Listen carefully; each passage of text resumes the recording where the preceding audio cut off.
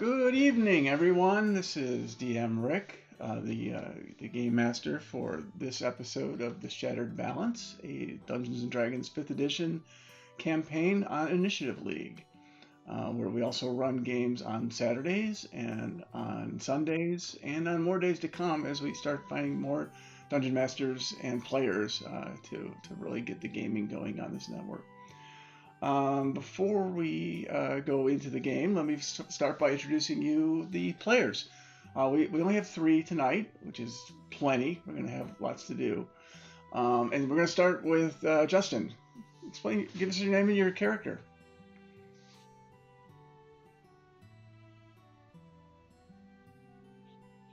Great, thank you. And Luna, go ahead. Oh, you're muted. There you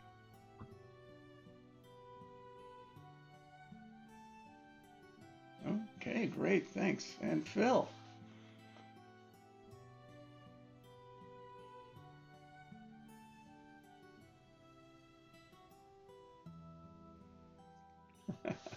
Sounds great.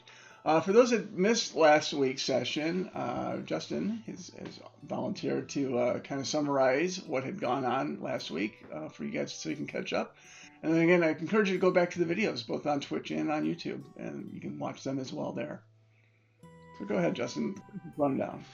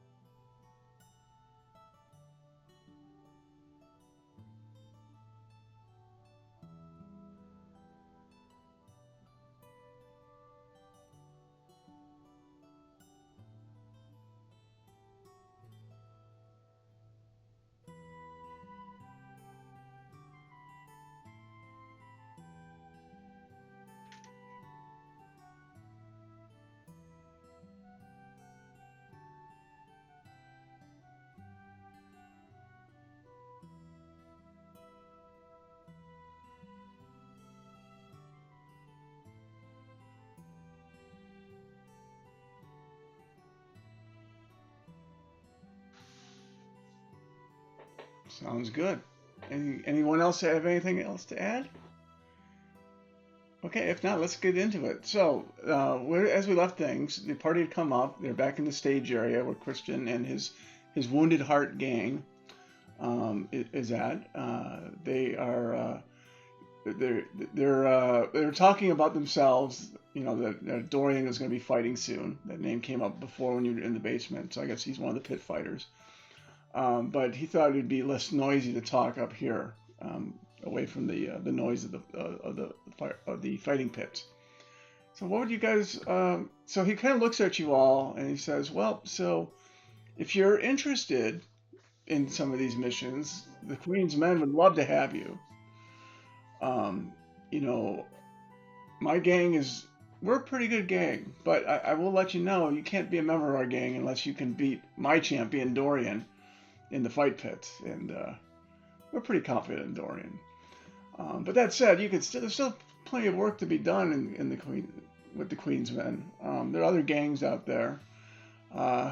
She takes it all kinds. I do think we're kind of the best of the gangs, but each one has their own purpose, I guess. It's something for the Queen to sort out above my pay grade.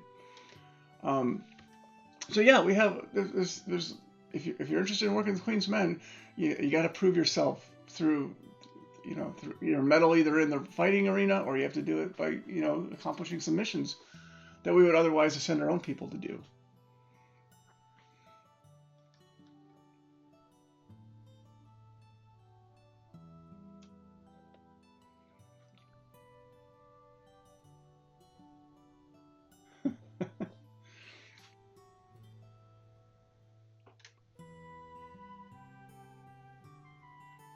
Oh well, there's several other gangs as well here. In the all the factions. The Queen's Men has several gangs. Probably the biggest one. I like to think we're the most sophisticated of the group. But yeah, there are others. I must admit. Let me see. Let me bring up my list of them. And there we go. There's one group called the Pins and Clubs. They're called, and they're meat. Their job is, be goofy and catch your attention and get you focused on what they wear. But they're notorious for breaking the legs of people that cross them. They're run by a guy named Leon, known as the Swine. You can't miss him. He's got a mohawk. He's got a huge scar over his left eye.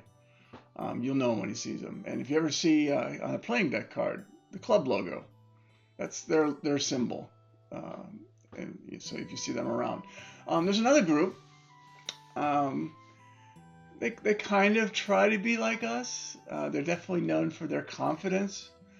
They're known as a group called Rose and Thorns. They tend to use daggers, spears, sharp, pointy things. Even they wear boots that even have sharp, steel-toed spikes on them. And the thing that's unusual about this group is they're largely a female group, led by Rose Carver, who leads the group. And so yeah, and of course their symbol is obviously a rose. So if you see anyone who has a rose on their outfit, that's probably a member of the Rose and Thorns gang. We're the Wounded Hearts. I'm Christian Lament. I'd like to say that we are perhaps the most cunning of these groups. Yeah, we're the most charming, as you have already noticed in dialogue with us so far. Except for Luca here. He just doesn't talk much, pointing to the little small boy with the hat and the yellow flower. There's a group called the Howling Dogs. This is, and he kind of looks over at you, Keeger, and goes, yeah, size is something they're known for. And it's hard to get into that group. You got only the strongest even get a chance to have a conversation with them, much less get invited into them. All they tend to wear is vests and shorts and not much else. They like to show off their muscles. They're very rude.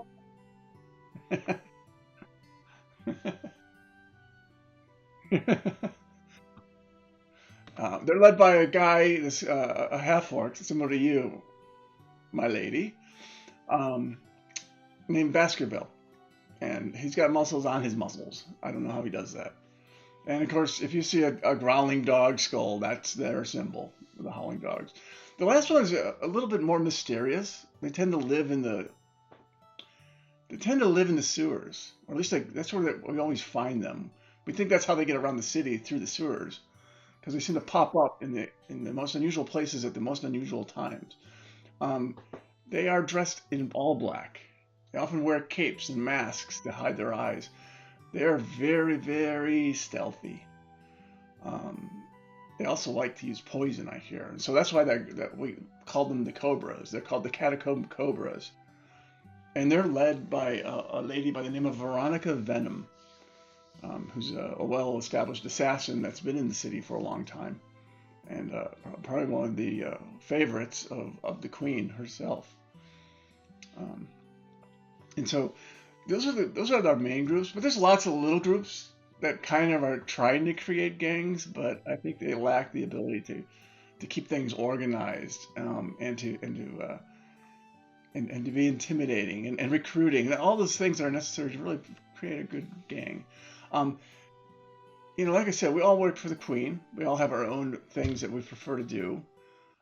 At the Queen's command, our groups will work together, but we all have our own objectives as well. So we work together up until the point we don't want to anymore. So if you've got some skills. I've seen you people fight. I've seen your capabilities. Would you guys be interested in joining us?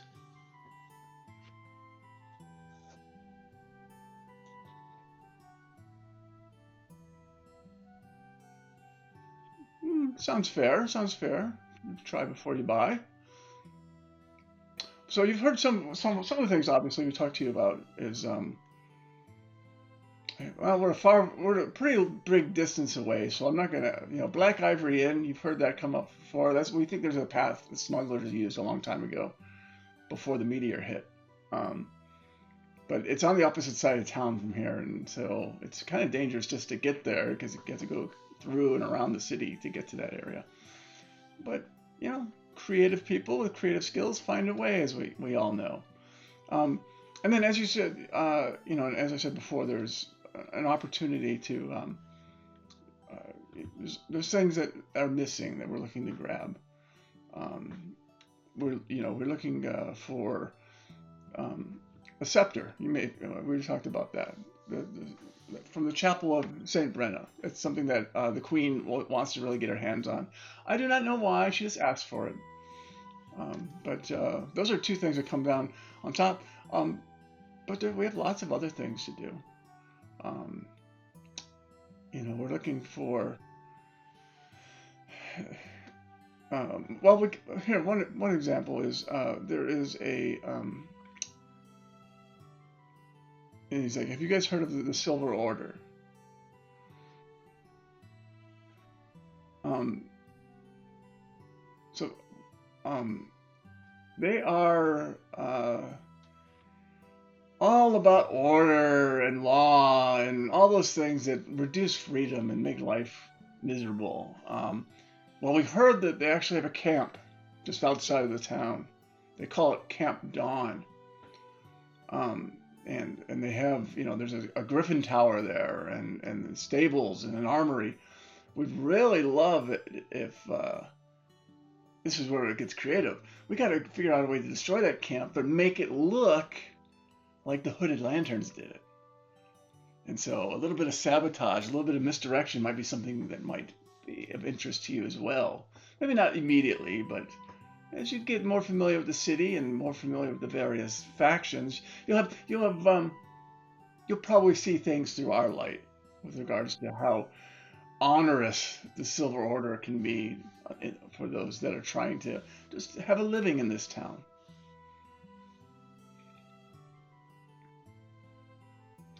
So he looks at you and goes, "So where would you like to start first?"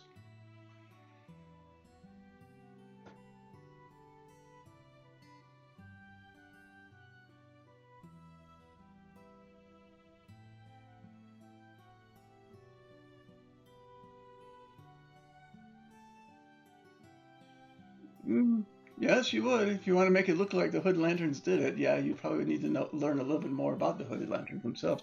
Are you aware of any locations of the Hooded Lanterns? In town? In this town? Or outside the town? Is that in Emberwood? Ah,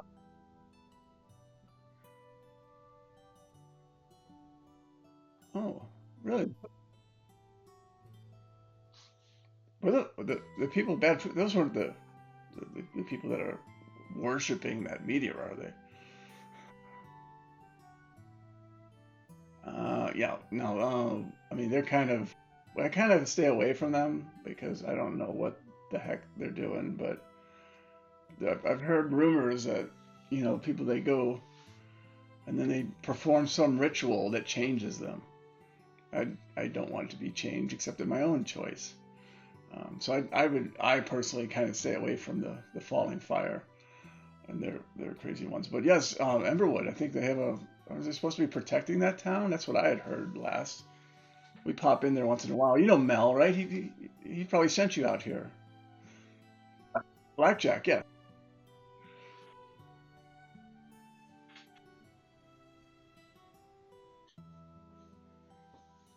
Oh, okay. And then he said, "Oh, by the way, Mel had wanted me to give you this," and he hands you a potion. And he said it's a potion of healing. It might come in useful. Um, who would like it? I'll put it in in the shared treasure. I'll add it to the shared treasure here. Um,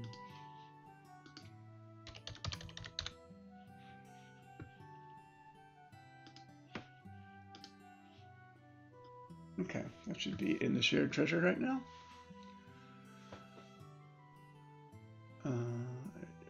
Let's see. I do not see it. What did I forget to do? Oh, there we go. Now it should be up there. Yep, there it is. Okay. He goes, and he thanks you for dropping off the tribute for him.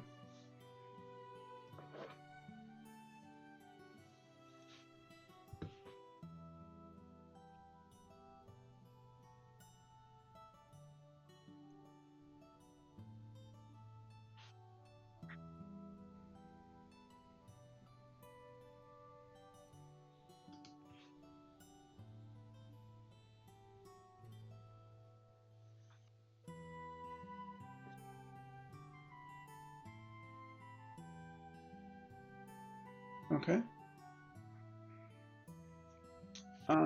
So he goes, well, it was a pleasure to meet you. Look forward to hopefully seeing you later. Um, the Queen will appreciate some more assistance in these times with so many groups fighting over our city. This is our city now, regardless of what these other people think it is. The days of organized Drachenheim are behind. It is now the days of chaos, and that's where the Queen's men fit in.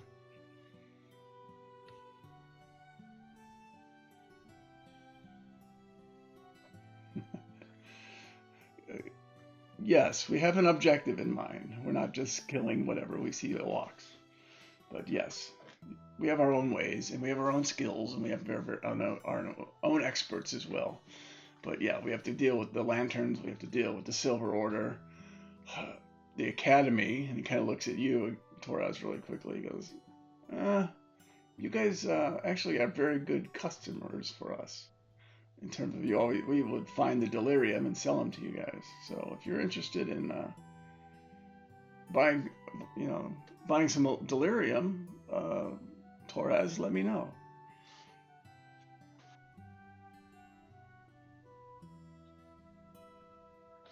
Okay. So you guys are going to then head back to Emberwood?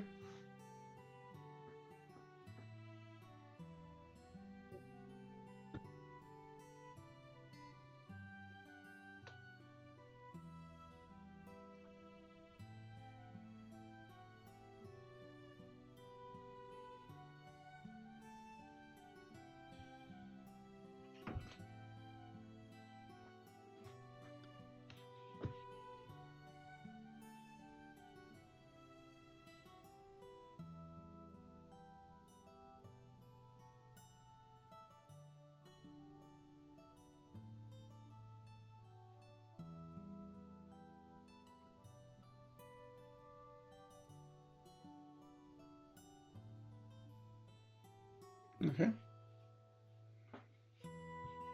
So,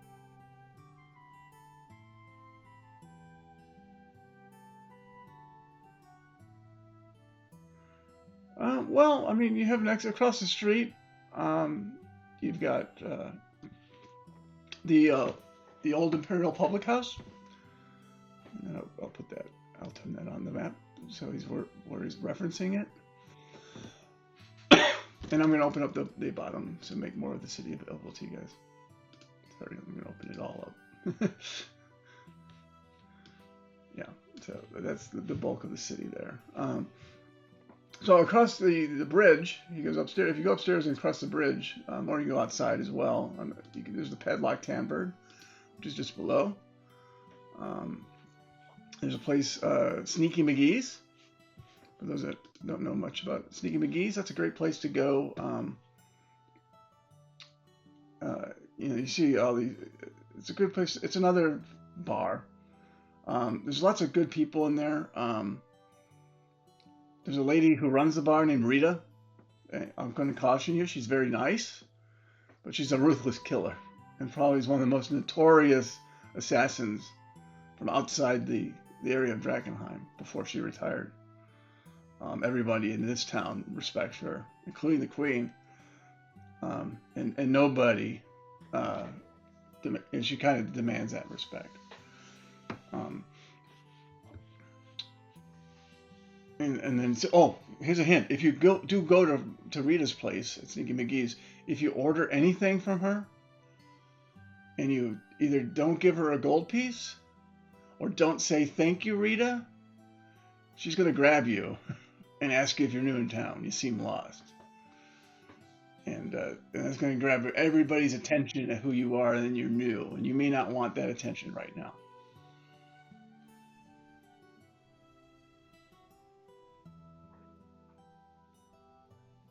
And then there's a place called the Padlock Tavern. Oh, sorry, the Padlock Tavern I already talked to you about. So Sweaty McGee's. It's over here, and then down below there's the last little place that's of note in this town is called the Sweaty Bugbear, and it's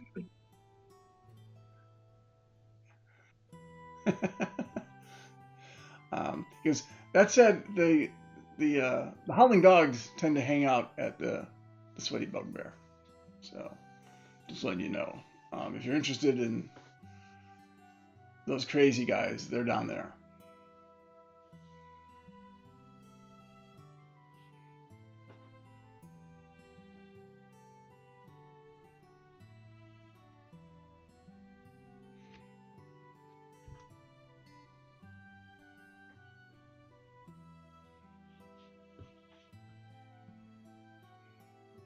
So what would the party like to do?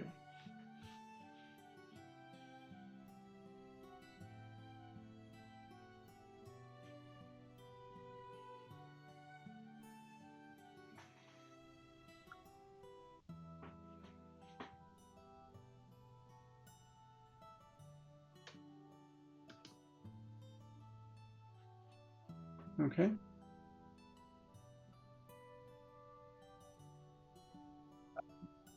Well, there's lots of fights, but the only formal fight pits that I'm aware of are in the basement here.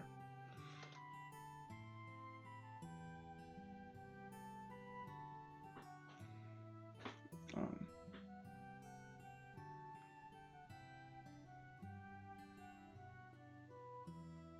okay. I'm going to remove some of these players from the map.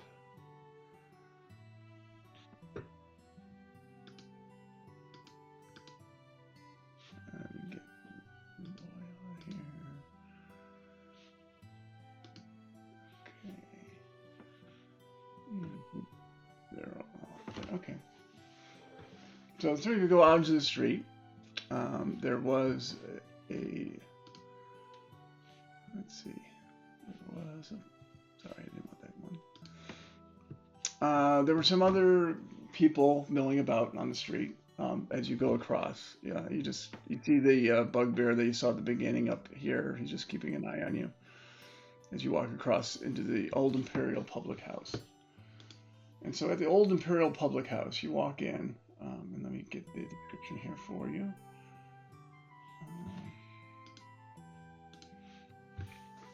So this is a long and large building. It stands almost entirely intact. It seems like it's in really pretty good condition compared to the other home places around here.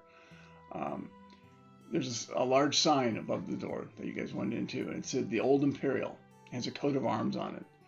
As you go inside, you see this tavern is fitted with lots of hand-carved tables and chairs, a very ornately covered carved maple bar on top that stretches almost the length of the whole house, with a massive wall of wines and spirits behind it. There's a raised section to the bar, a few steps from where you see people that have a rose on their outfits. And it's a few steps up, and they're sitting. And these ladies are sitting around a table drinking right now. You can see there's a large bouncer, for lack of a better word, a big dragonborn, who's standing there as well. He's pretty heavily clad, and there's a lot of other people that seem to be, looking like they do some heavy duty fighting, but they're looking at their armor and their weaponry.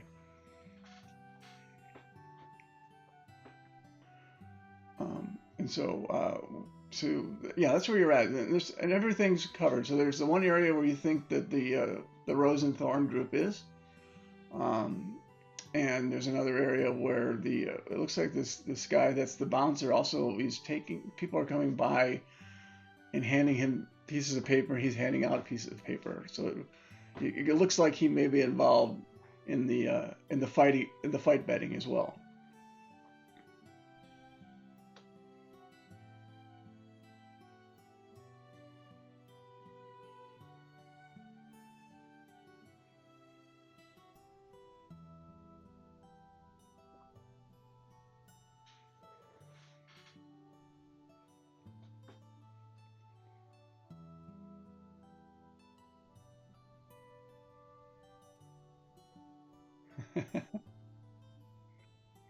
Yes, you'd see the sharp pointy things. They all have the boots with the spikes on them. And it's mostly female, not all, but it's mostly female. There's a few males that you see sitting around the table.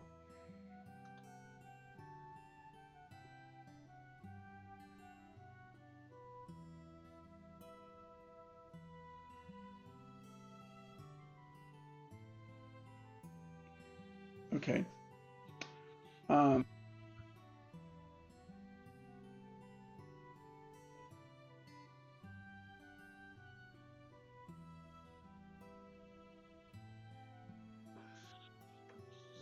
okay.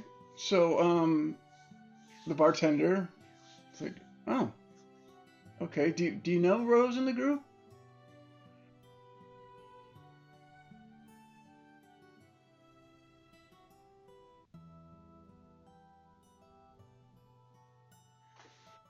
Mm, okay.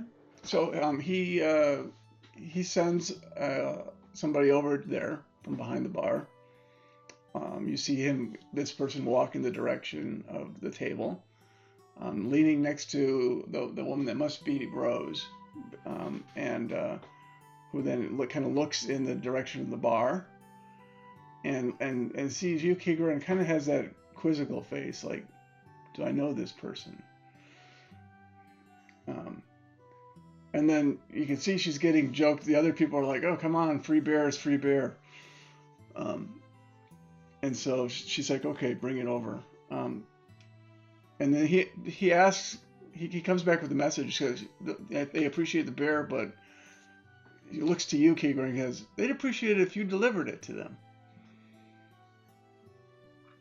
And so a big tray comes out, and there's like 8 beers on there.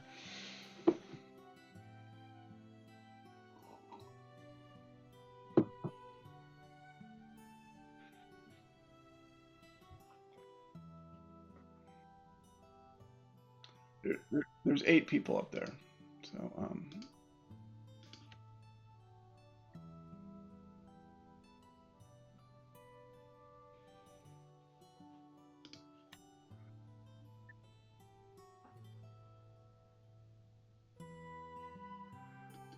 and I'll put Rose where the table's at in the upper corner there. I think she's visible to you. Let me confirm that. Oh, I should probably move the map to the right side for the viewers. Sorry about that.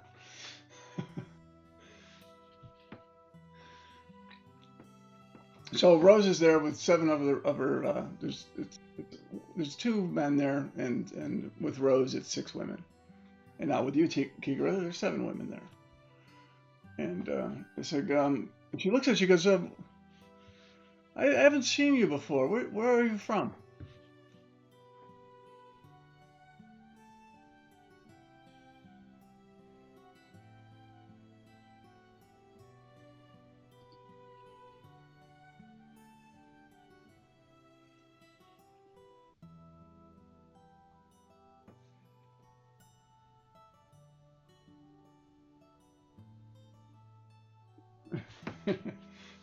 Okay. And they're like, well, thank you. Thank you. Thank you. Is this your first time to Buckle Down?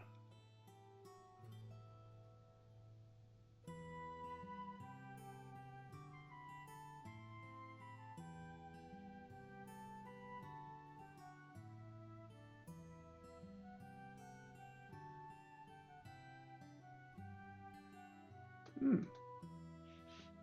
Well, you're rather well mannered compared to most of the others in this area. Um, are you here by yourself?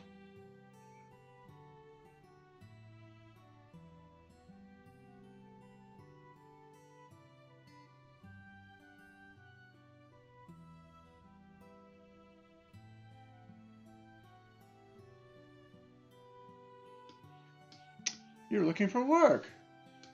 Well, that well, I mean that's wonderful because we're always looking for new recruits. The Rose and Thorn. But you know what? I'm looking for people that are strong-willed. I'm looking for people that are cunning. I don't want just muscle-headed brutes. Bullying old men. We're better than that. I don't want to be, the people that used to lead this city led it into corruption. We're better than they are. But we want people that want to make a difference. Is that something that you are interested in?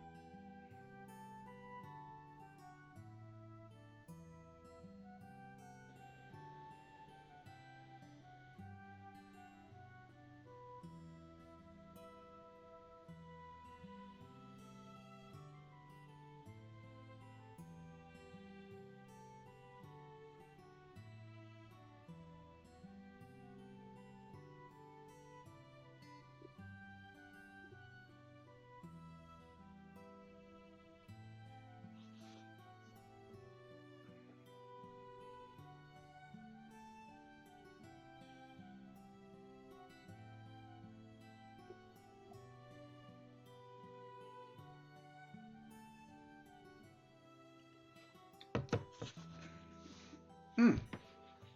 Can you? Where are your friends? Can you invite them over?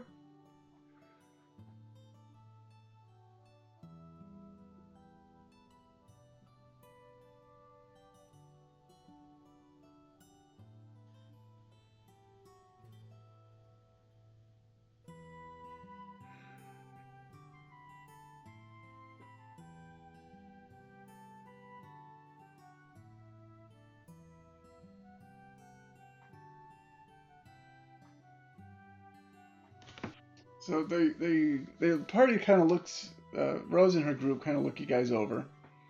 Um, can I have a perception check from the three of you?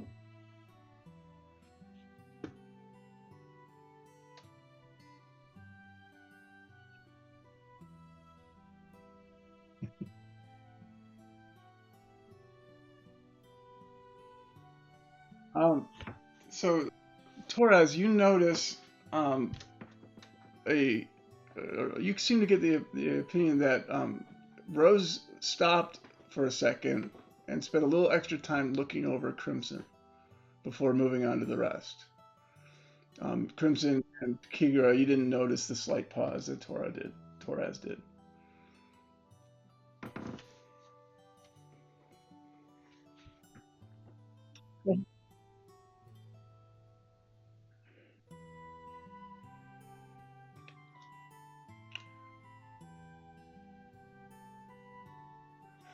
Uh, she's just like, he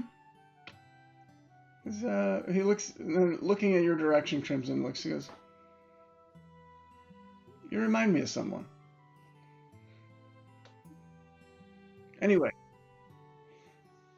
it was a long time ago, but yeah, you remind me of somebody. Um, because I don't remember you, but I remember someone with your characteristics.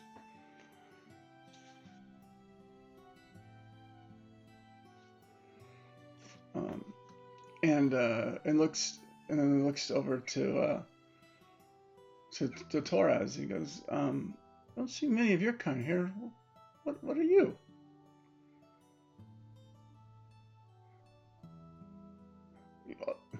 She looks, kind of rolls her eyes. He goes, hey, one of our best customers. Um, but something different about you. I haven't seen your species before. At least not.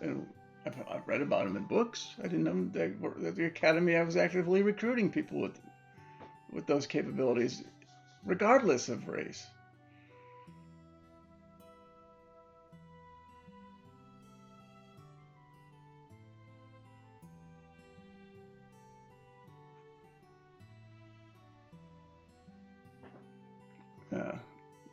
yes, the academy and all those rules and regulations.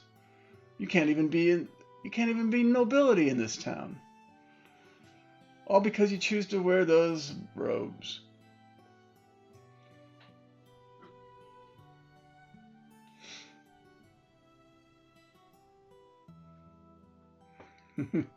Power is what keeps this town going. It's just everyone thinks power comes from above, and as we know, it actually comes from the streets, and that's why we, in the Queen's Men, are the real power behind what goes on in the city of Drakenheim.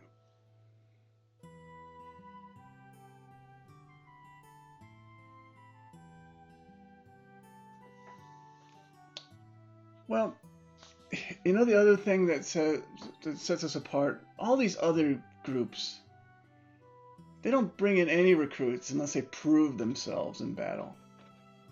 For me, whether you're good in battle, whether you suck at battle, I don't care. All I ask is 5% of any job you do for me. You do your job, you get paid. You do your job, I get paid. And as you keep doing your job successfully, you're going to become more valuable to my organization. And you don't have to smash somebody's head in to prove it.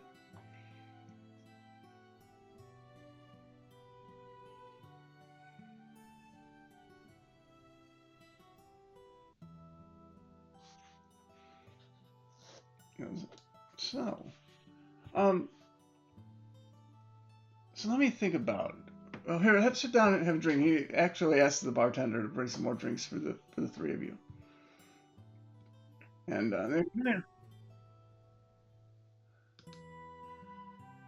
what was that?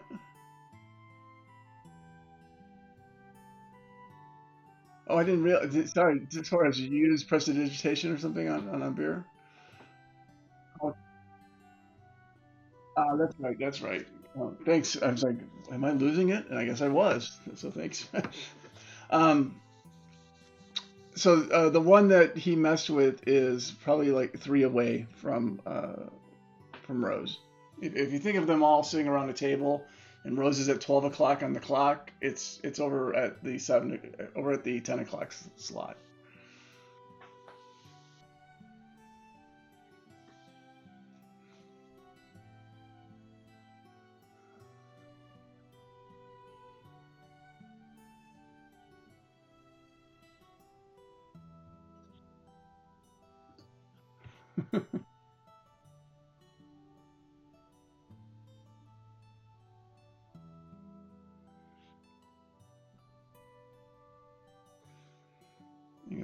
So so I have an ask for you, if you so are so interested.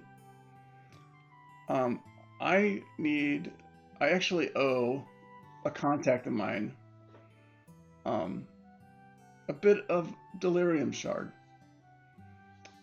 And if you guys could go maybe explore little parts of the destroyed part of the city from here and to see if you can find one, um, and bring it to me, I will gladly give you a fair price, and and probably have another task for you if you're successful.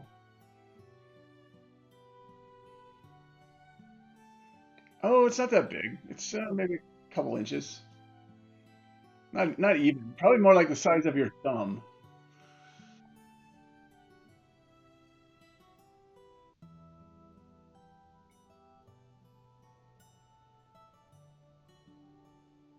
Oh, yeah, yeah. Some people, I don't know what it is. Something about that delirium makes them delirious, I guess, and they just grab it. I would recommend getting some maybe thick leather gloves, maybe some sort of, I would say glass. For some reason, contact with metal doesn't deter its capabilities. But maybe get a glass and put that in there and have it travel that way. I see it shipped more often in glass. But yeah, I want to see how well you guys are at finding. As you know, that meteor struck 15 years ago, and yet we're still finding little bitty shards all over the place. They haven't all been picked clean, but obviously we're not big fans of that material, other than the wealth it brings in for us. But yeah, I'd rather have the delirium in a known location than to stumble upon it, um, and and uh, and pay the price for its ill effects.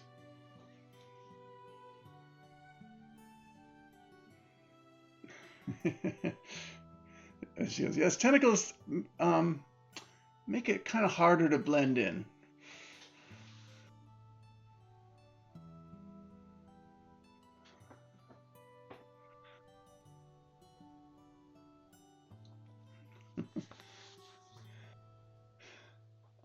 And so she's like, yeah, if you go, yeah, I would, when you get a chance, come back with a shard, and I'll see what other tasks I have for you.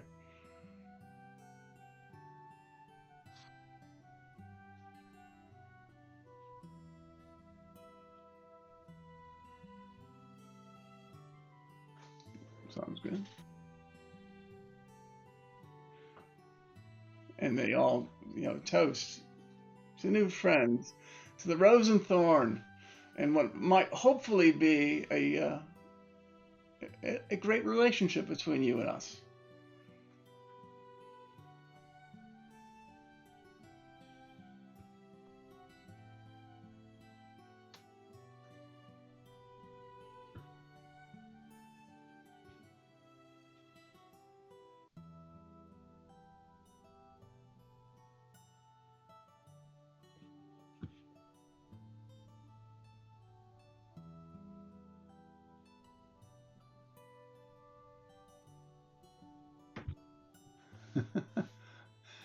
So yeah, you watch the guy, and he kind of looks at it. He's like, he looks at it, and he's looking at what everyone else has, and then he just kind of shrugs his shoulders and just chugs it.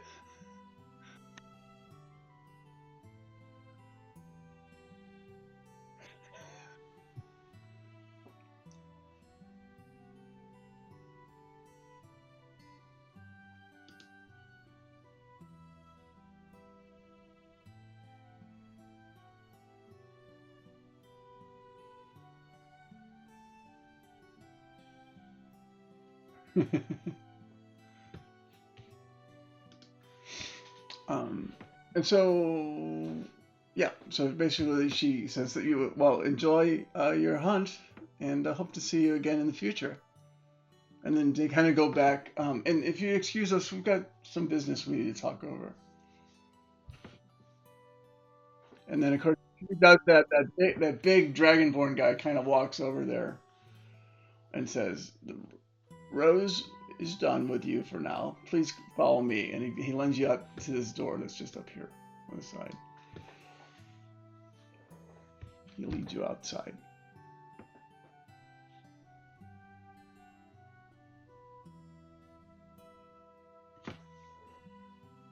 Okay.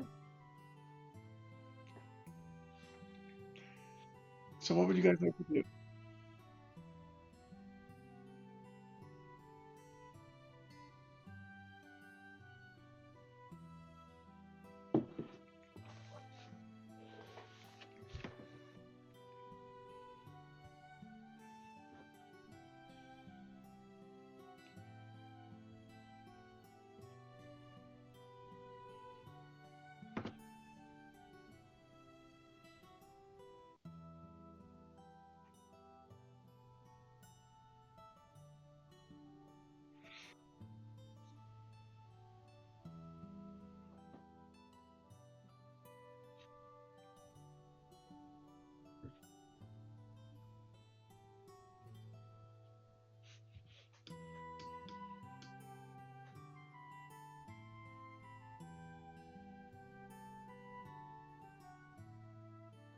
All right. Sneaky McGee's.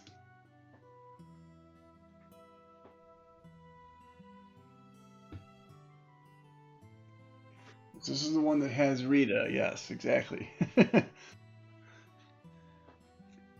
So you guys walk as you. Which path are you taking, by the way? I guess you just dragged across. down the main street. Okay. So as you're walking by, you notice that more people are not stopping to notice you. You've kind of they're used to seeing you walking the street, so there's less turning around and saying, "Who are these people?" So maybe, but perhaps word is already getting out that you're in town, and most people are trying to avoid eye contact with you as they watch you head over to Sneaky McGee's. And so as you get to Sneaky McGee's, you see the big door there on the side there, and you go into Sneaky McGee's. And from inside Sneaky McGee's, you see, you get to the sign. There's a very large neon painted sign of a ram skull. There's swirling designs and patterns inside of it. It's posted on the front of this building by the door where you're at. There's definitely you open it up and you see it's actually a 3-story building. It has balconies on the top 2 floors looking over the center of the tavern. There's a large wooden door that has a cobra motif on it. And you see definitely several small little private tables strewn throughout. Most of them have seating for 4 to 6 people. There's a small stage at the far end of the tavern down below here. Let me check something quick here. Okay. So yeah, and so behind the bar you see this dwarf, and who's polishing the glasses. You hear. Can I get perception checks from all of you?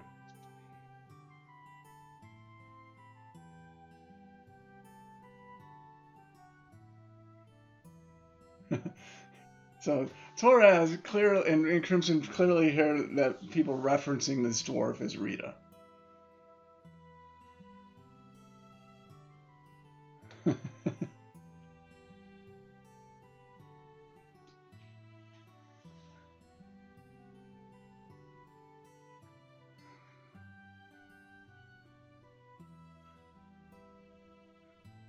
Well, remember, she was known as an assassin, not necessarily. So that she kind of kills a little bit more cunning, less brute force. So, but yeah, she's enjoying it. But she's an older dwarvish woman, and they definitely could see the people that are calling her Ms. Rita. Only the people that she seems to be good friends with seem to be calling her Rita, just without any other exclamation on it. Right above the bar, there is a sword, and on the sword there are little slashes, just marked like a tally. Um, and you hear people joking about you don't want to be up on Rita's sword. Um, and so you guys from that combination you kind of get the sense that yeah, I think that when she was doing her duties as an assassin, that's probably how she kept track of the number of people that she successfully eliminated. You count about 38.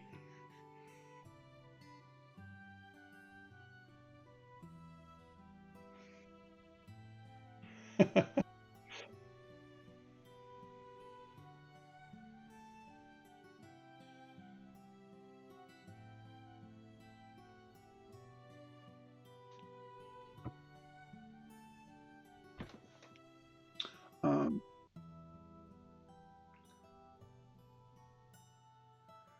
and, okay. So Rita comes over to you actually, Crimson. Says, "What can I get you?"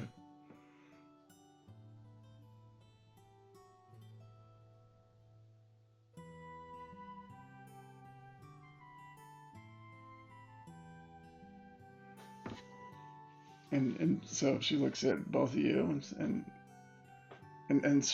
kind of nods a little, smiles, and says, "Right on. Let me get that to you." And she brings out drinks for both of you, and puts them in front of you. Uh, it, it's only a gold piece.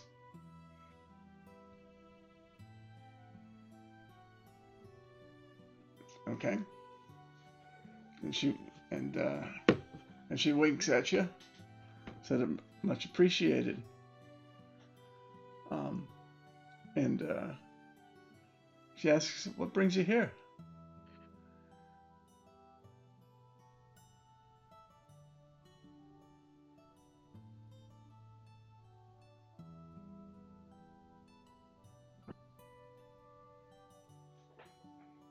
Well, the people that want to be here are here. It's a place that can be themselves without worrying about the lanterns or the order or any of those cult.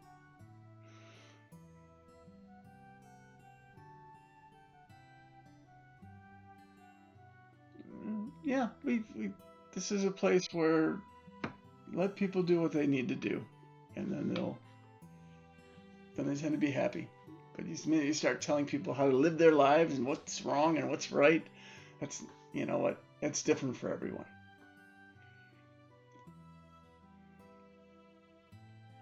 Um,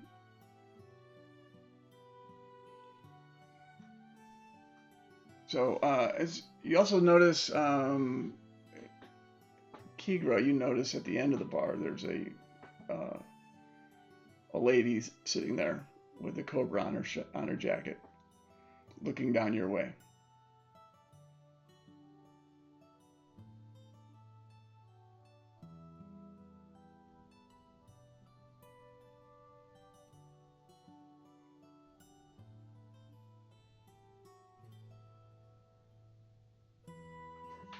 Okay.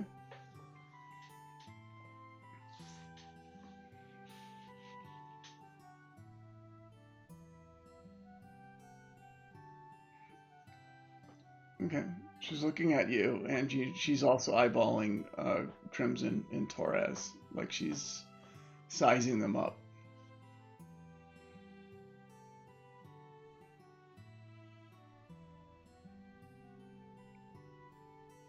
How about you guys give me a perception check as well?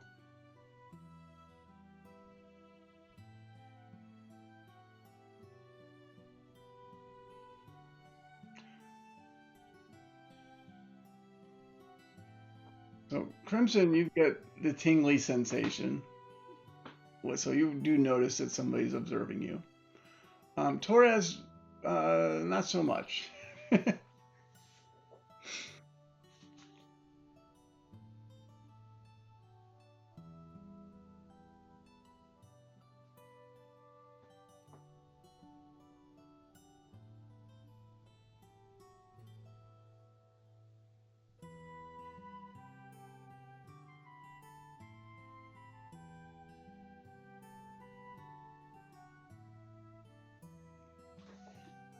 Mhm.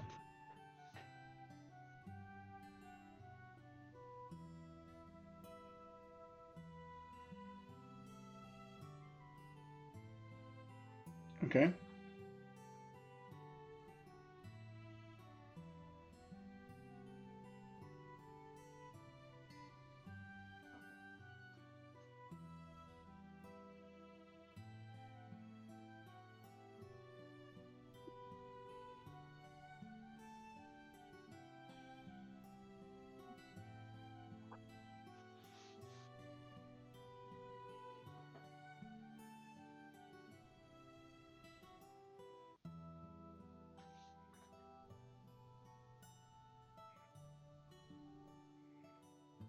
Okay.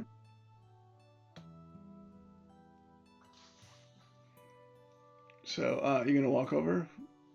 Who's walking? Just you all three of you?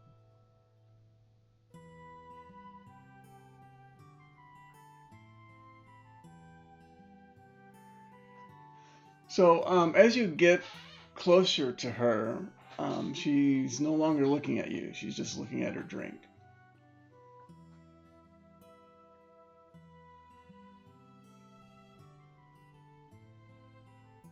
Yeah, she's at the end of the bar, so there are open bar seats near there.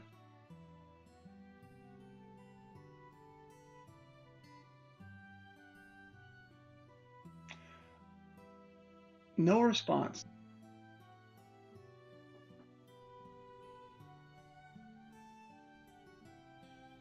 She's looking at her drink.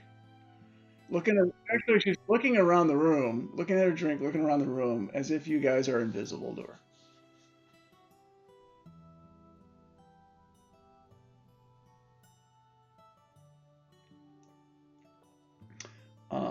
As you start to do that, Torres, you get something taps you on the back, on your shoulder,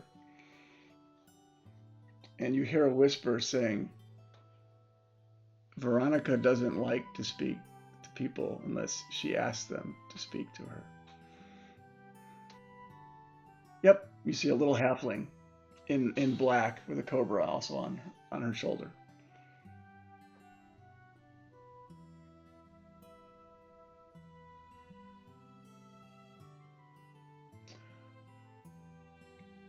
She doesn't like crowds.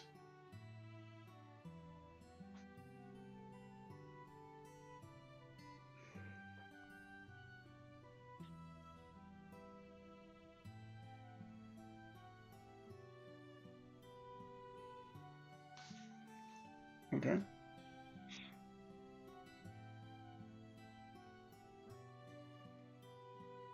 Okay. So the stage would be roughly over here.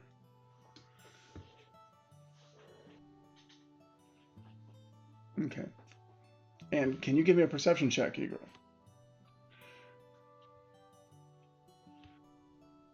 Yeah, you sense a couple of eyes in the tavern following you over to that location from different individuals, all wearing black leather, all having cobras on their jackets.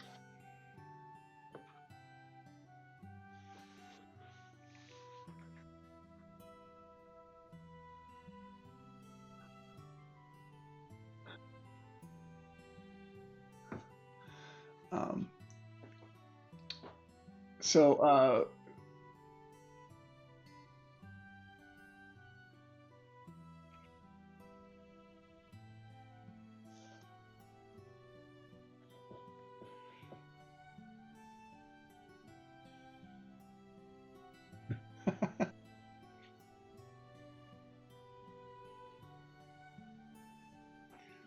Um, so let's do two things are going to happen simultaneously. The lady at the bar that was ignoring everyone suddenly looks up and looks just at Crimson and says, um, he goes, "You look like you have a unique set of skills that might be of value to our little gang here, the Cobras." Um,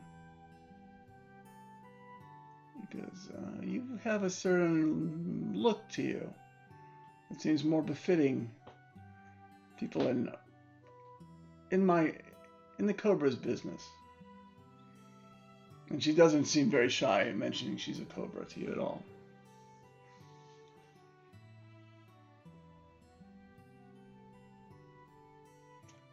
Well, we're a gang like anyone else. We usually help clean up things, make the town a little more safe for people like us.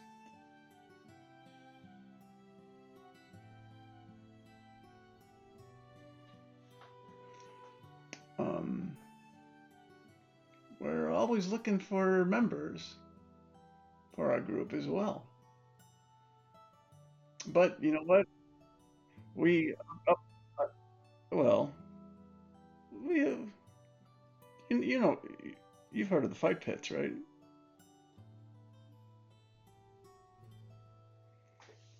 Well, I have a champion that fights there. Her name is Mamba.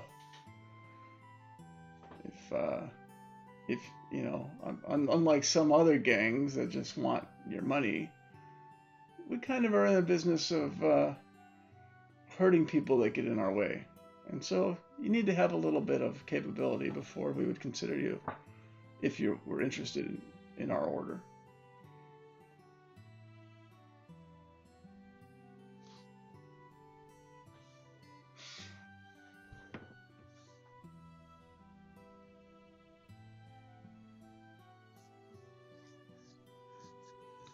Yeah, I'm sure you. Yeah, that'd be great. Maybe I'll come watch as well. see firsthand what you're capable of doing. Because what are your? He looks to, and then he looks at you. And goes, "Tell me about the other two, the bugbear and the orc." Is what she says.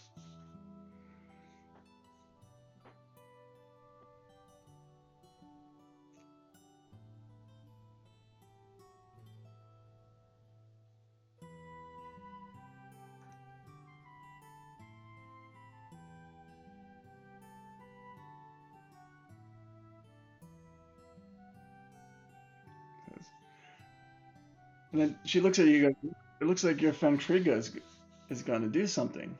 And we'll switch over to Kigra. So now you're on the stage. You've got eyes on you that you may not have been welcoming, but you're aware of.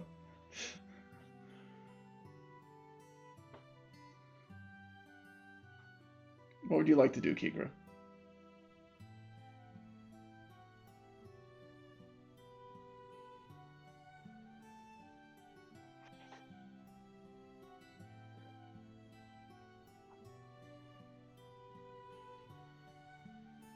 Okay. So give me a performance check.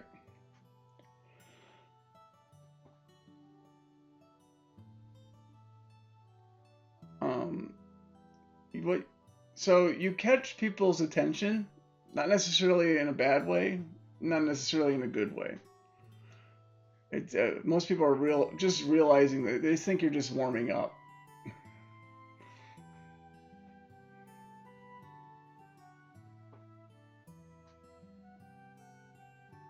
What would you like to do?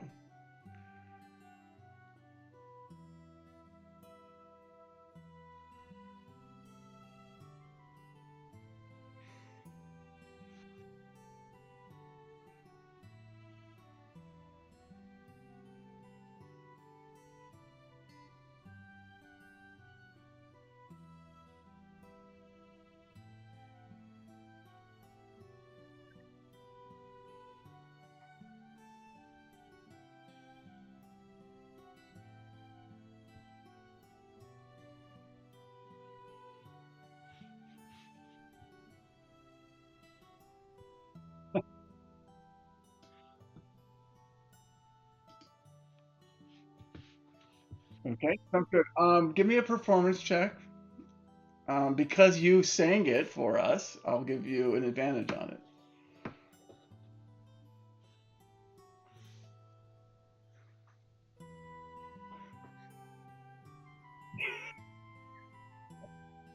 Now, remember, before we played, you guys all have an extra inspiration if you'd like to use it to do another roll.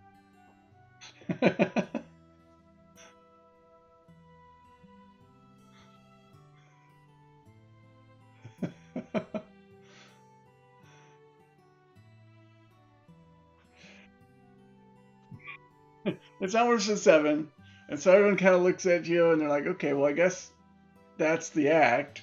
Um, and there's a couple of people that are kind of going, kind of waving you off. Others don't. Most people don't seem to care. It's just kind of more background noise. So you have not left a lasting impression on many people in the room. Either way, lasting impression can go either way. So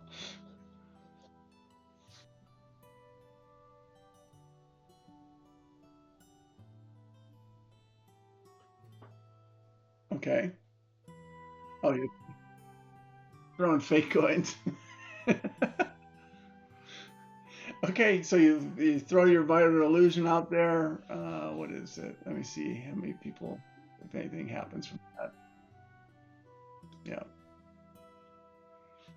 So,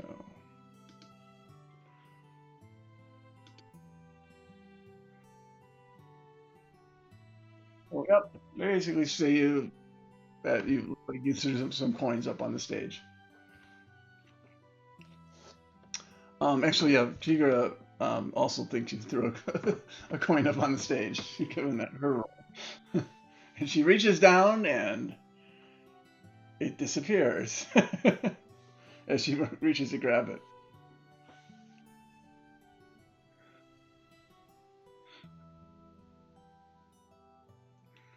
um,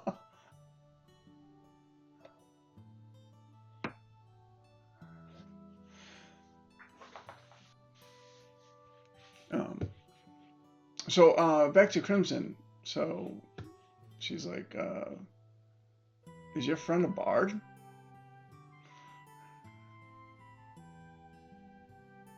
Phew! I thought my taste in music was going south.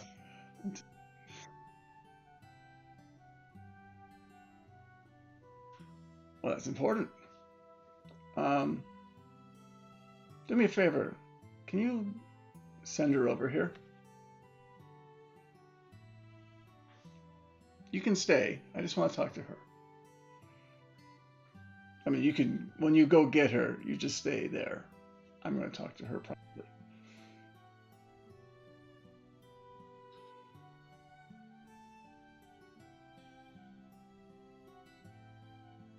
Okay. And every cobra in the room is looking at you now, Crimson, as it walked away from Veronica.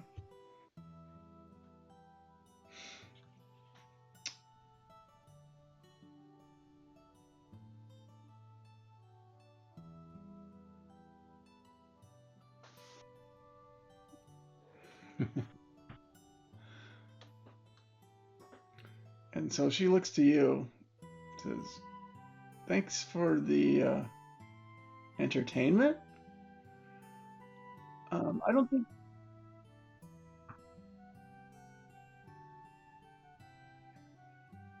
uh, I guess I'll give you that. Um, it's not what people were expecting, myself included.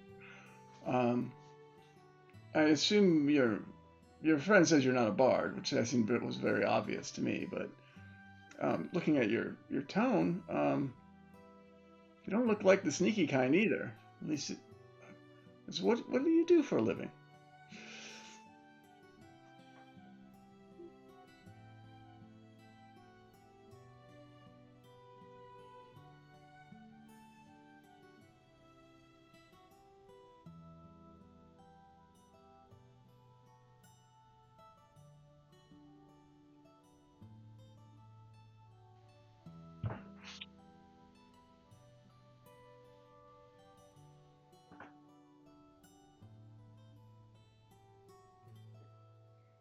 And she kind of nods her head. Goes, "Oh, so you guys, how long have you been traveling together? Is this your whole party?"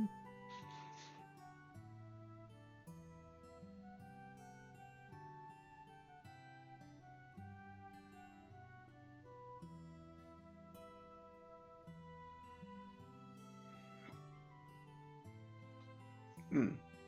I do not know Nori, but I do hear the story of the man that took in the hit to the head the other couple hours, like an hour or so ago. I hope your friend is fine. Um, because we tend to be the sneaky kind, but you know what? Strength has its purposes. You definitely seem to have an attraction to the maiming arts. If you're interested, as I told your friend, we do have trials. If you'd like to join our group, we do have my champion is down in the pits now. Her name is Mamba. If anyone can beat her, anyone in your party can beat her, then we'll welcome you into the Cobras.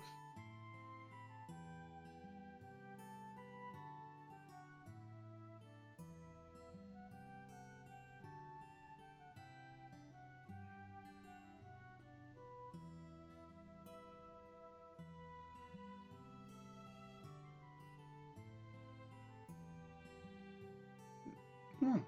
Well, it's good to hear that. Um, yeah, no, we'd love to have you prove yourself. We definitely need new blood in the Cobras for a couple of reasons.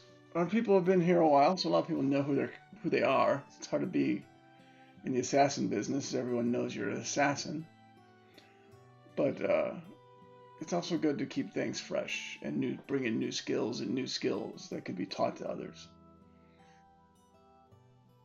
if you don't move forward, you move backwards. If you know what I mean.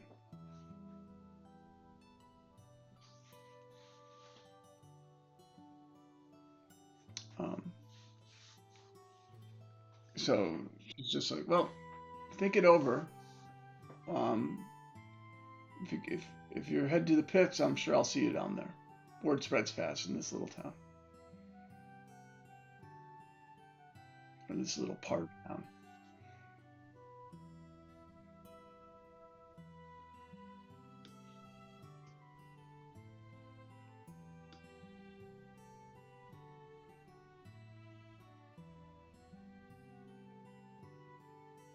Of course. And she kind of goes back to checking out the premises by herself at the end of the bar. You see Rita kind of comes over, whispers something to her, um, and she just kind of nods her head, and then Rita goes back to help other customers.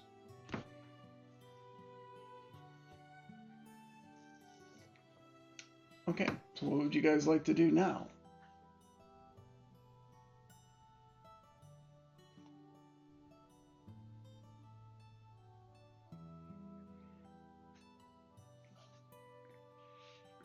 Okay, you make your way over to the door. What about you, Torres? What are you doing?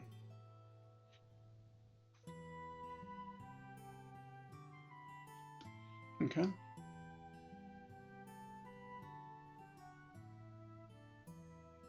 Okay.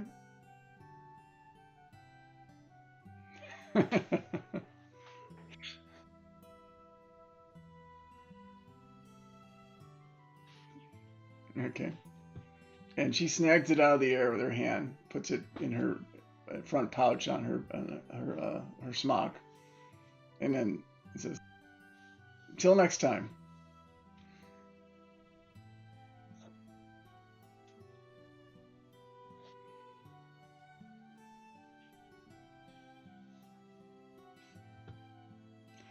So you guys are at the door. Are you guys gonna go out? Or are you gonna stay at the door? What are you guys gonna do?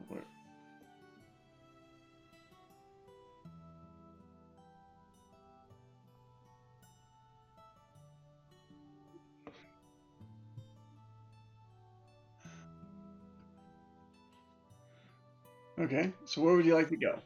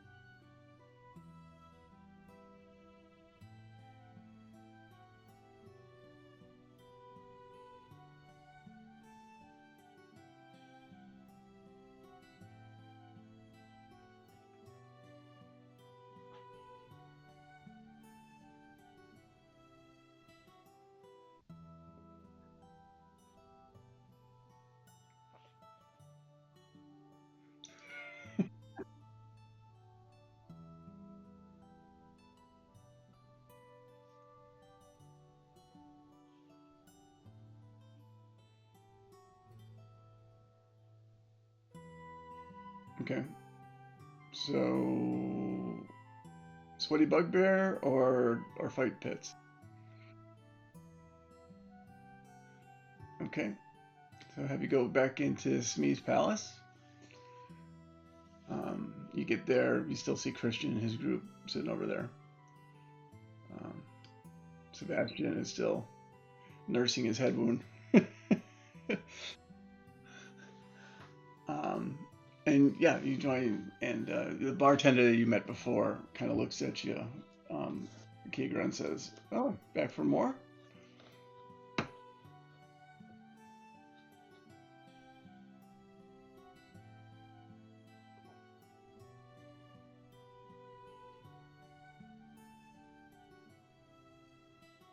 Okay. So as he goes down the stairs.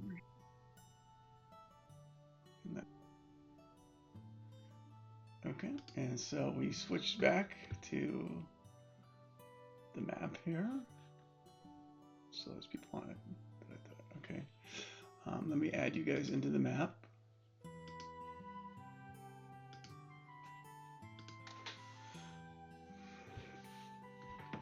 And let me, let's see.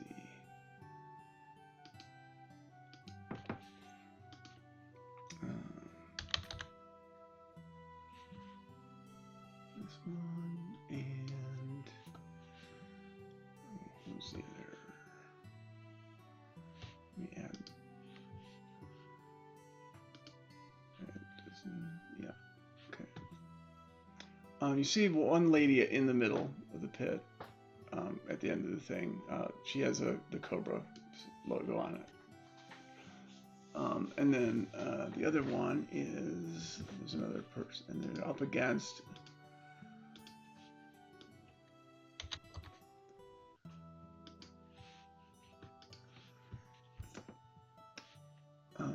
Up against one of the people that have a heart on their logo. It must be the Dorian that you were. I'm sorry, there they are. That Christian was referring to. It looks like they're going to battle each other.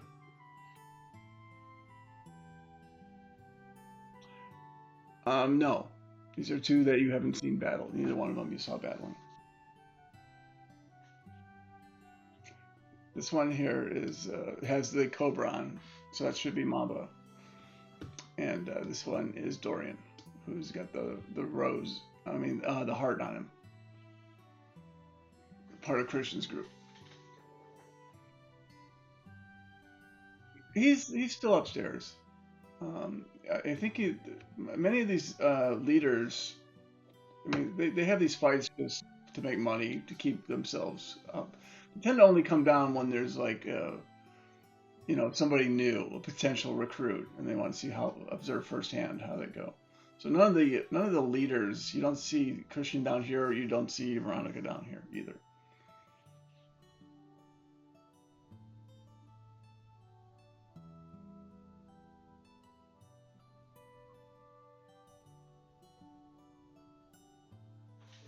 Okay. So between the two of these two characters, let's see. So Dorian is over here, and he's wearing, notice he's wearing splint armor. He's definitely more mobile, more noisy, per se. He's got a long sword. He's got actually two, so you see him. You see him holding two long swords, dual wielding. And then when you look at Mamba here, Mamba is wearing black studded leather armor. Has a short sword. In both hands as well. It has a light crossbow strapped to her back. And they're kind of looking at each other. And they're kind of fighting amongst themselves. It doesn't look like there doesn't seem to be anyone gambling on this one for some reason. It's almost like it's a training. So they seem to have respect for each other, but they're kind of going at it. And what they do is, what you notice is as they're battling, instead of full swings, they swing and then slow down just to make contact, and then they kind of tease each other a little bit about how one group is better than the other. That you may be quick, but you can't take a hit, and you may be well armored, but it doesn't take much to slide the tip of my rapier into your ear. They're kind of having that kind of banter between the two of them, and so yeah, both of these people seem very capable, and if you guys can give me, let's see, what do I want you to do? Maybe like an investigation checks.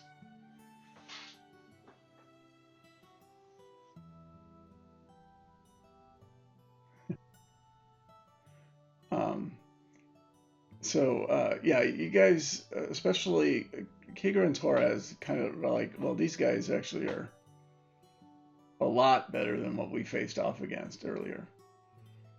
It becomes very obvious that these are better skilled, more experienced people, um, and they're just playing with each other, which is showing both respect for their leadership in their various gangs, as well as I think respect for themselves.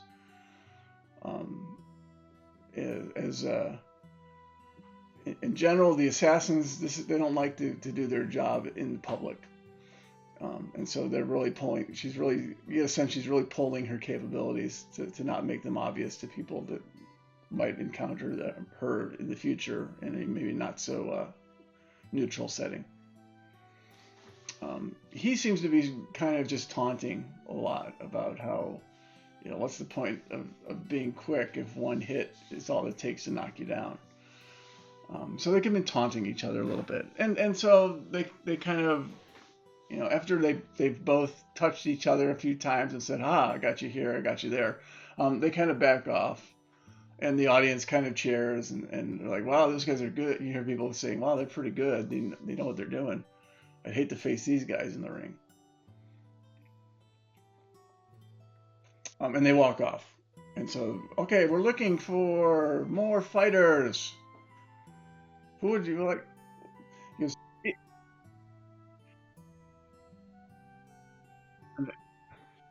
and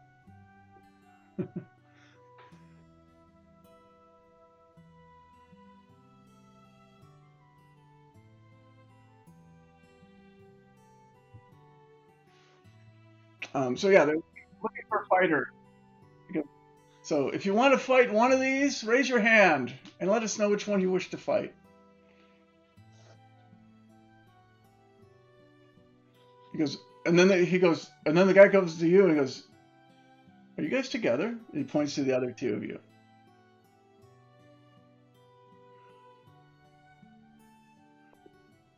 He goes, how would you like to fight them both? The three of you.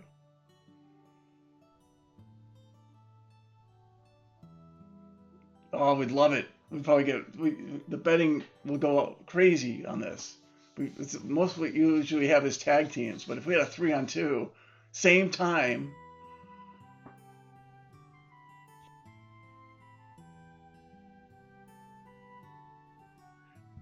Okay, so he basically goes, okay, ladies and gentlemen, we're going to do something special down here in the Fight Pit tonight. We're actually going to have a 3-on-2. We have 2 champions here fighting 3 newcomers. Well, not so newcomers as we saw them fight the other day, or actually earlier today. But for this event, we're not going to limit it to the island. We're opening it up to the entire arena here. So as you see, and anything you want to do, you can do here. So the bridges stay drawn across the pillars in the middle as it was before. Let me move this guy out of my screen here. There are no people now. It's just you 3 and the 2 of them. They're standing still in the middle. You guys are standing at the bottom. These posts, this one here is sitting about 3 feet off the ground. This one goes about 6 feet. So you could jump from one to one to one, but if you fall at the higher ones, it's a little harder. And over on this side, it's similar. You have stones with ladders strewn across them. And this one here on the top, one is like a rope ladder, so they like hang from. This down here, it would hang to go from. You climb up this ladder here to get up there. This one is more like you need to crawl across it. This is on the ground, and then this is a rope being held up by 2 poles on it as well. And he says, and then what you see here are various, on these things here, these are movable. They have sharp objects on them. You could hide behind them if you had to. You can pull them around as well. And so all outside on the benches, you see people are starting to cheer. Word's getting out that there's a big sort of event like this. And as you start getting prepared, you do start seeing the various gang leaders starting to show up as well. They're curious. So they say, so he looks at you, the three of you, says, okay, position yourselves where you want to be on the south side of the island.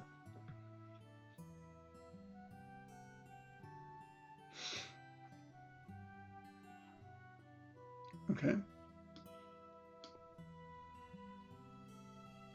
You just start on the ground. Yeah.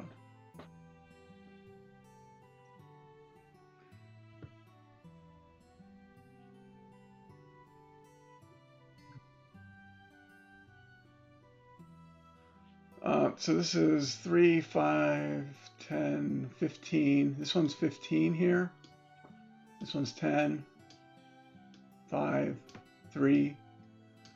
This is 20. This is 25.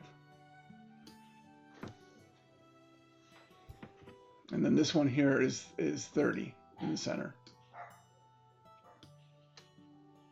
And these ones aren't as tall. This is like maybe it's about 10 feet to the top. Same distance on the first three platforms. This platform, this platform, this platform are all 10 feet. This platform's at 20 feet with the pole connected by the two poles connecting a pole that you would kind of go above from the top.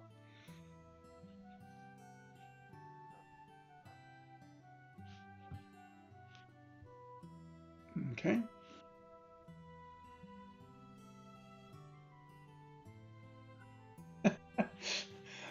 You can. What we'll do is yeah, you guys can do one thing before we'll roll initiative. So if you have any prep, if you want to cast a shield, a mage armor or anything like that, Tomas, you can do that. Or arm. Yeah. Okay. Okay. Okay. Got the intimidation check there. Thank you, Kikra. So let us start off with initiative.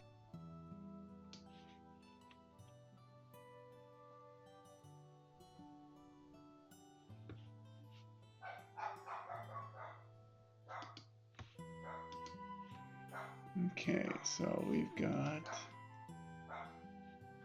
Get rid of some of these other characters from my here.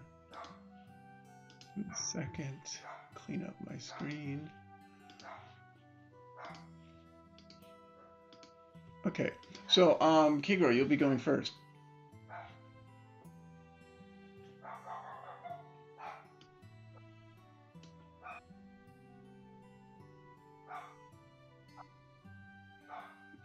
Okay.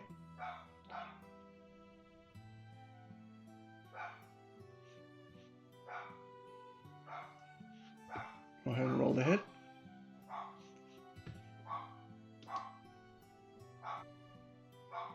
Nope.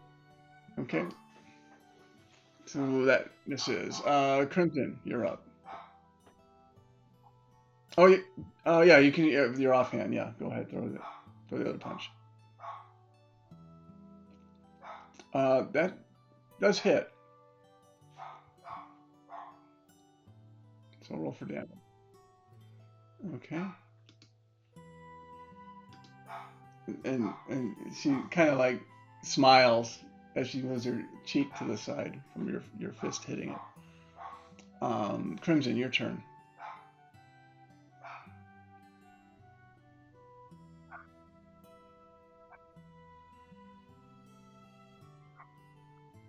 Okay.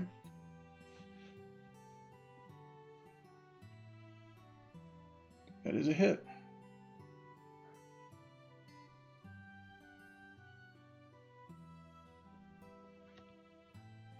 Okay. Okay. What else would you like to do on your turn?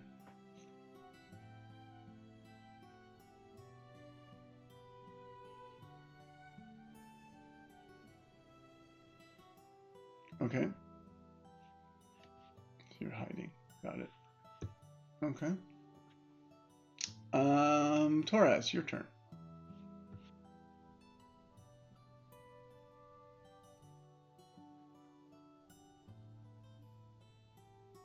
Okay.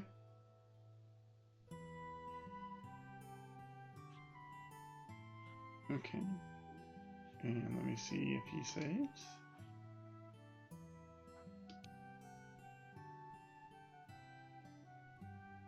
He does not.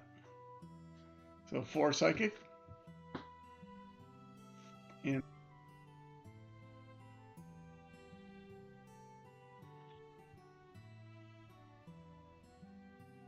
okay. And then its next saving throw is minus a d4 before the end of your next turn. Yeah. Okay. So let me do that. Okay. The one that you just mind splintered, he's up next. He is going to take his movement and run this way toward the bridge. And then he's going to move there, and then he's going to use a dash action to kind of charge between these two pillars. And that's his turn. Mamba, turn. She's going to attack Kagura. So the first one was a 20. That will hit. Okay. And that will do 4 piercing. And then a second short sword attack comes around. And that's an 8, which is probably a miss. Okay, so they both swing, and then she is going to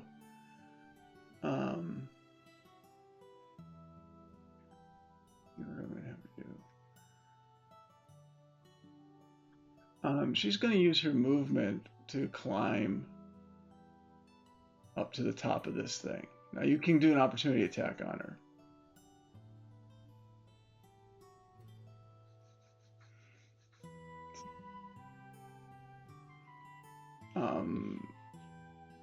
That's actually a hit.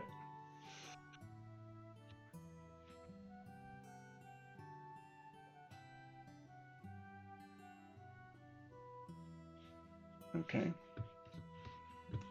So you catch her. She's about 10 feet up the wall when you hit her. So she takes 4 damage.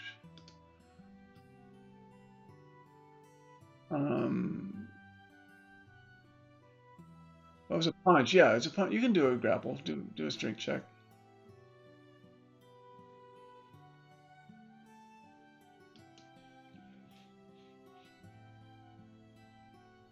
Let's see. There's a reason we roll the dice. So yeah, Steve has no problem pulling you off of her as you're trying to grab her. But she's not all the way on the top. She's on the side, about 10. She's sitting about 4 or 5 feet higher than you right now.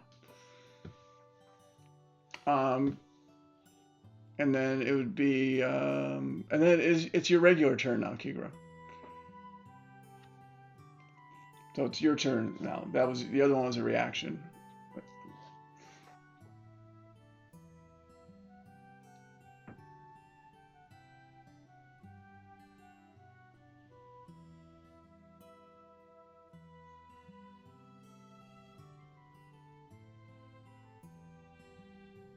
Okay. Okay. Crimson, your turn. Unless there's anything else you want to do, Kagura. Sorry.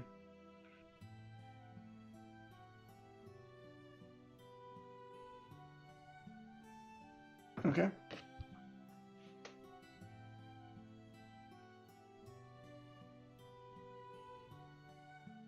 He's got half cover, given where you guys are placed right now, unless you move first.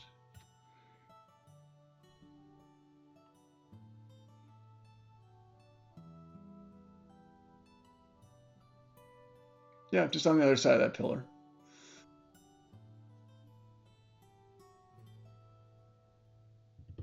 Nope.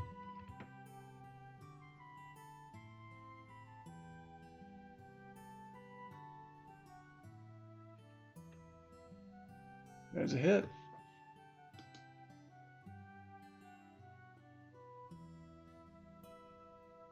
Okay.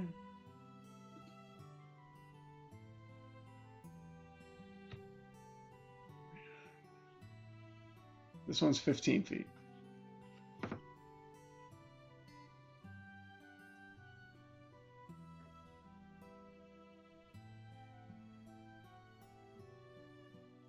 Okay. Okay. So Dorian, it's his turn. Let's see what's he gonna do. Oh, you're right, Torres. Sorry, I forgot Torres. And,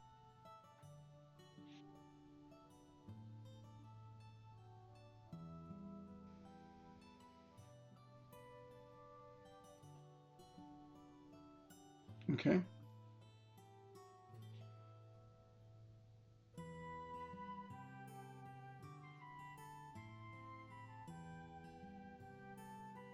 Okay. Let me.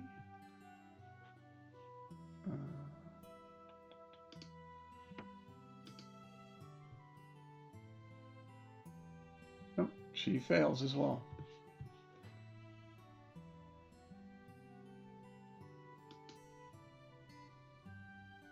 Okay.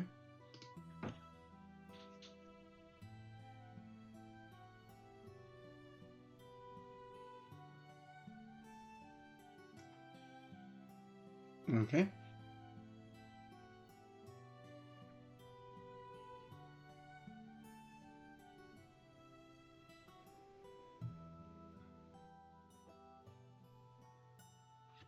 Okay. Then Dorian's turn. So is that all you need to do? Is that all you're planning on doing? Okay. So Dorian just he moves and dashes. He moves and then does a dash action to get right up next to Kikra. And that would be his turn. Bringing it back to Mambo, who finishes her climb to the top of the tower, and then she grabs her crossbow, goes on her back, and fires it in the direction of Kikra.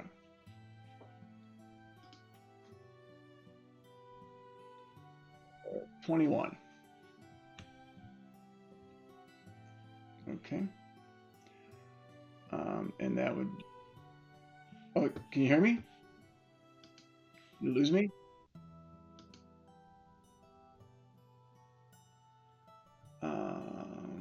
Let's see. Who can hear me? Who can't?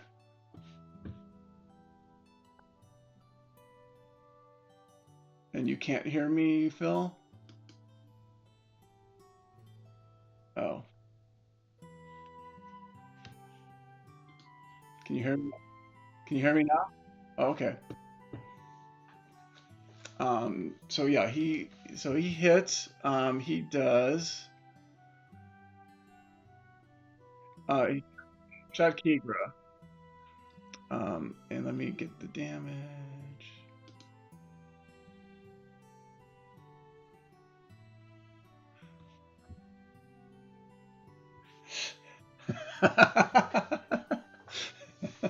Yeah, ignore the poison. Yeah, you're right. There is no poison in this. In the rule for no poison. So, so you take 11.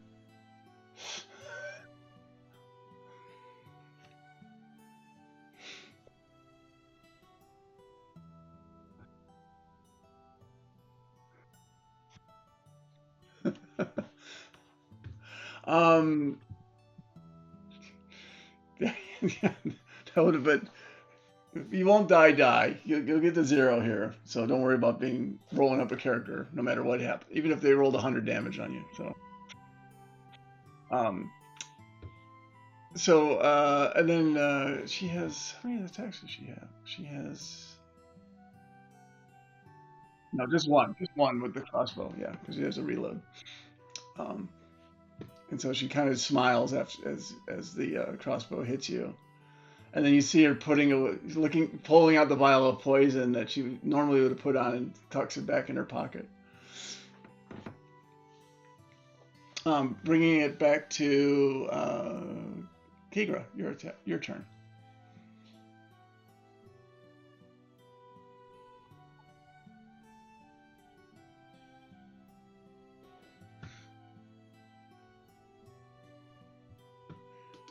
And one of you has a potion of healing, if I recall, too.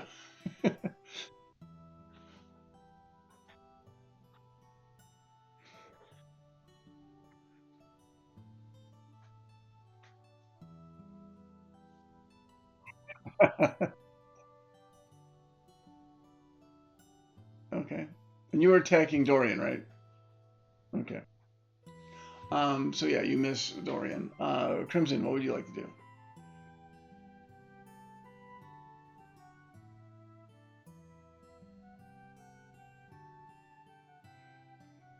Okay.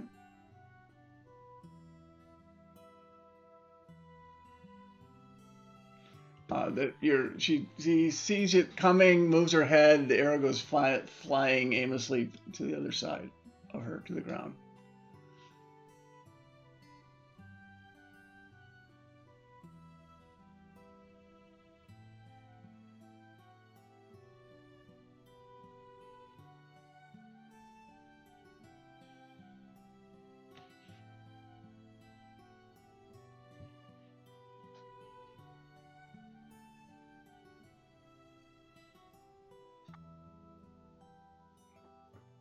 Okay.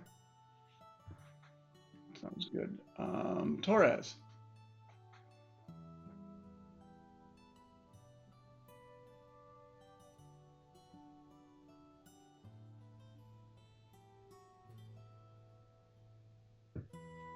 Okay. Uh, that misses.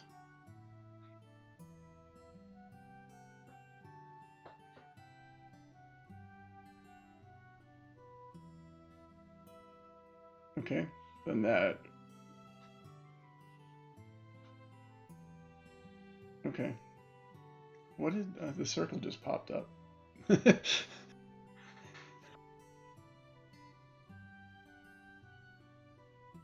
Okay. Okay.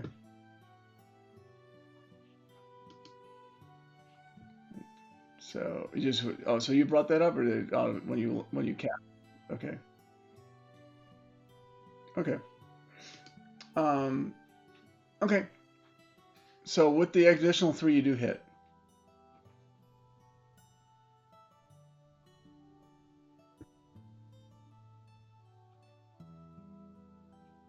Okay. Um, D6 of necrotic. Okay. So 9 total. Okay. Okay. And then that brings it to Dorian. So Dorian is going to walk up to Kigra and attack with 2 longsword attacks.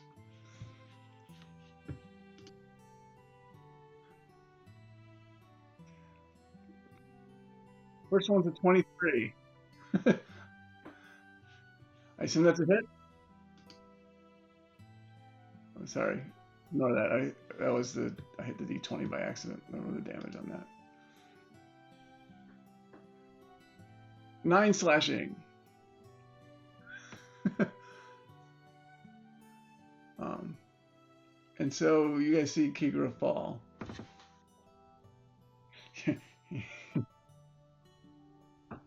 Yeah. So you're gonna use your ability to take yourself back to 1 hit point. Okay. Go for it.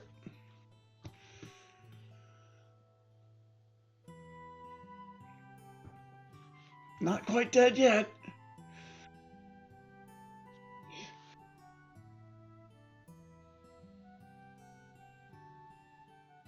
Okay.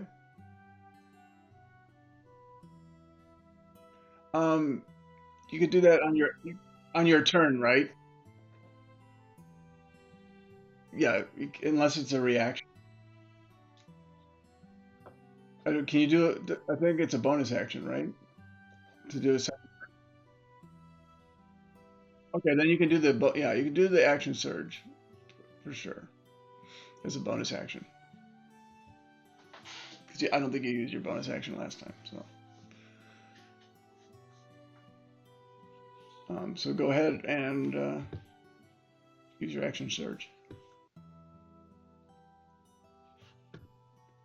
So you healed. So you got 8 back on second win.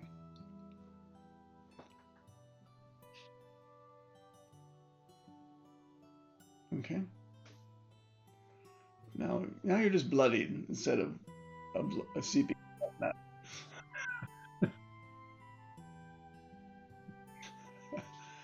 Um, and Mambo is her turn. And she's going to point a crossbow at you as well, Kigra. Uh, she's after, yeah, Dorian's the one that hit you.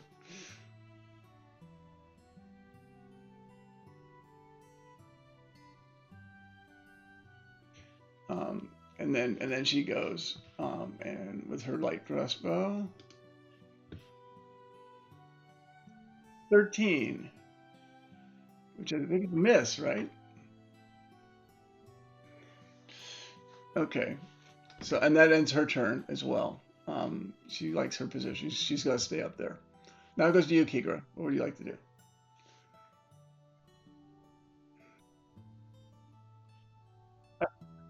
Okay. You just can grab it out of the shared treasure, and then you can use it there. Oh, you have it already on you. Okay, got it. Then go ahead and okay, you get 5 hit points back.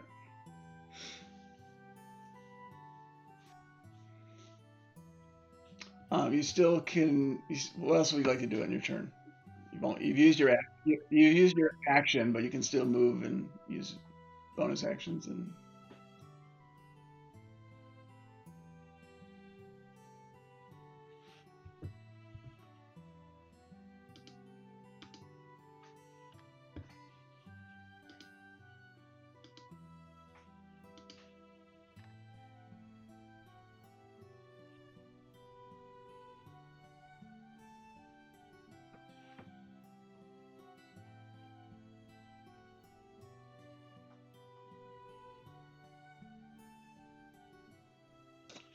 Um, Let me see what rules. I'm trying to up to 2020 as much as possible.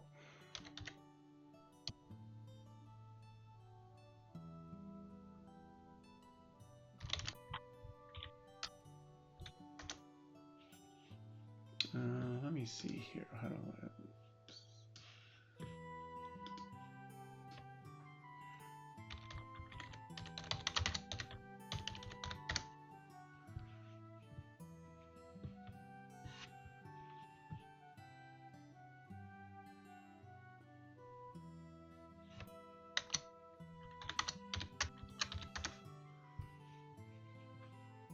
Um, yeah, 2024 rules made it a bonus action.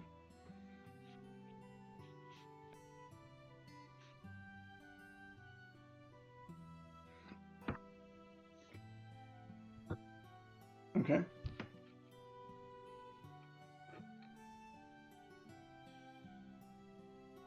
That is a hit.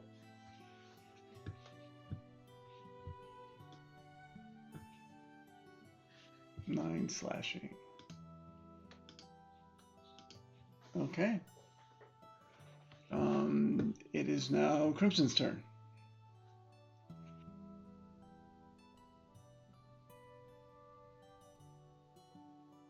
Okay.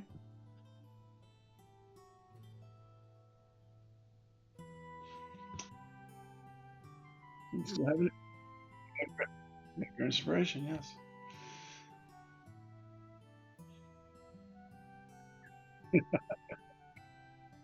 Wait, Did you have an inspiration from the campfire game?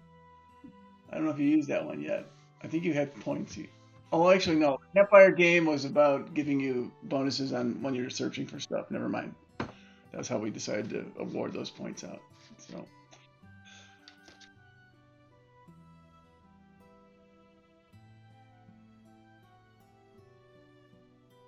okay. And it brings things back to Torres.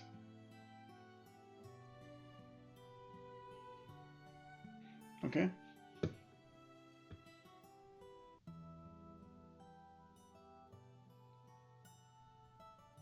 And it hit. That's a crit.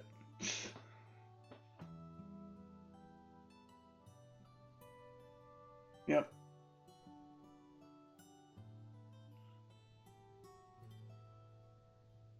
All dice would be doubled.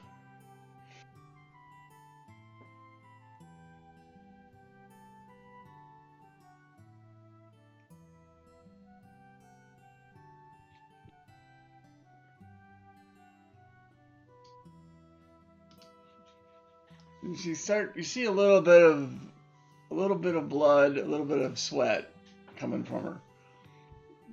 Um, and she kind of actually like looks at herself and like, oh, somebody's finally cut. We draw some blood. A little respectful nod in your direction. Um, well, yep.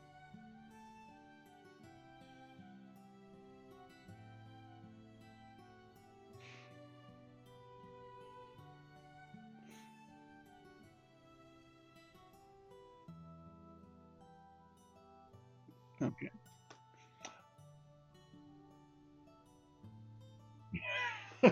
Quickly hide. Moving so further and further away. um, so Dorian, who's next to Kigra, is going to attack Kigra again. And he's going to use Longsword 1 for a 20, dirty 20, which does 11 slashing damage. And the second longsword comes down for 24, which is also a hit.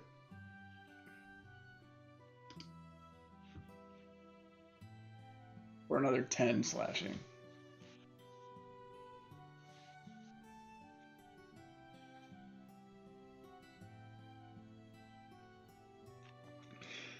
Until the next long rest. Can you bounce back from that? Okay, so Kigra is sleepy. Taking things to Crimson.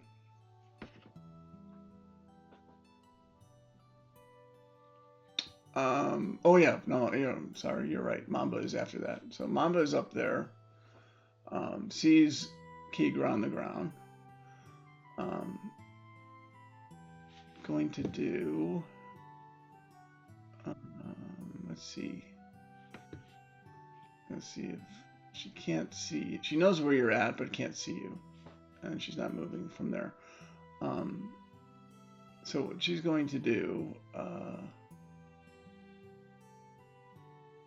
She's gonna fire in the direction of Torres, even though she with disadvantage because he's mostly hidden behind. Yeah. So, so Mom's gonna shoot with her. Use, use her action to shoot at disadvantage. So 16.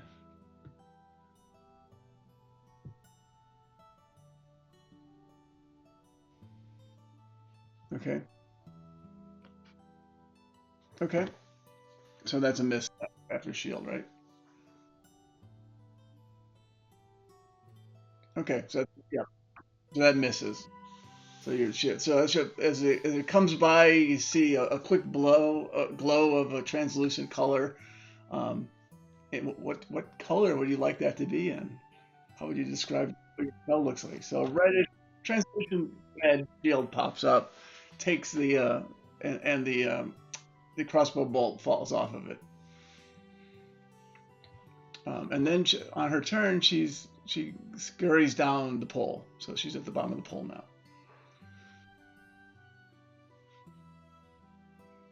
And that would then take things back to, well, Kigra. Hi, Kigra. Crimson.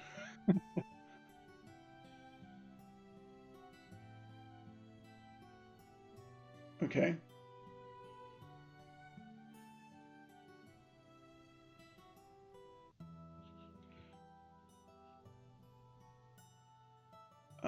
Do you get advantage because you got a comrade within 5 feet of the target, or does that have to be within 5 feet of you? I forgot.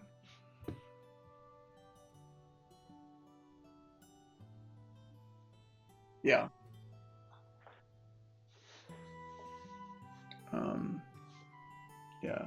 Because it's still in the same round, so even though we all know that Kigra is sleeping, it's still in the same instant. So I'll let you go. Go with an advantage on that. There you go. Roll for damage.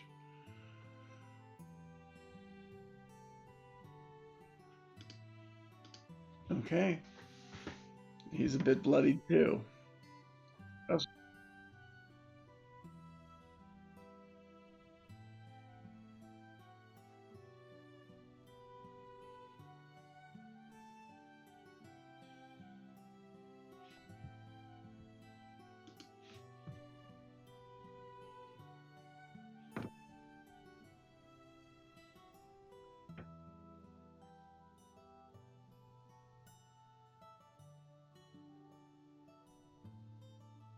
okay. Torres.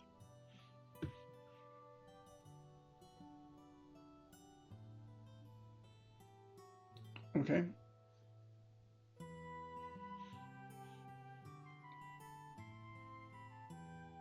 Yes. And I think you've all used the extra inspiration today. So.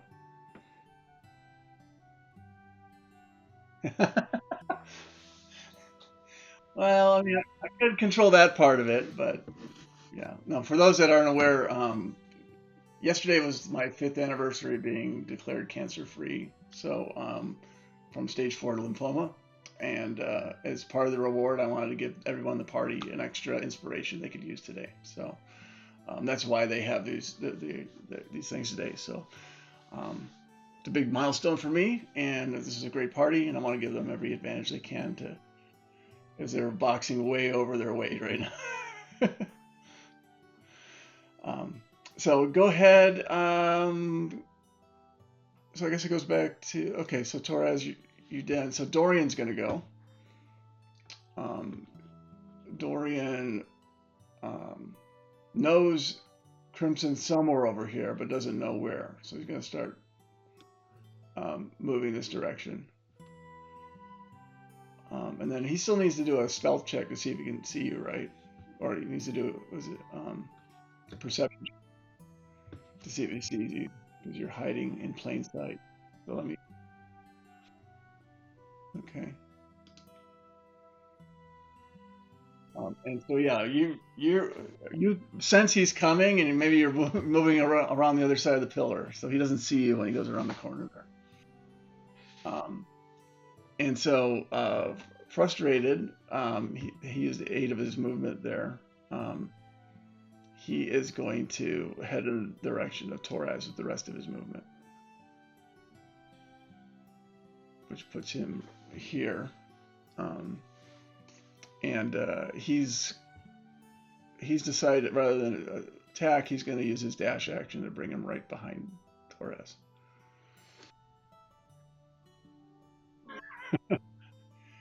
Bringing things then back to Mamba. So Mamba is going to run across the bridge and come down here a little bit closer and fire another crossbow bolt at Torres.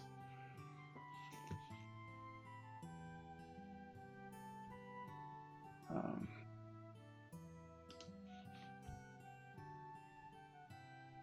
with an 8. It was a miss. And then that would end Mamba's turn, bringing it back to Crimson.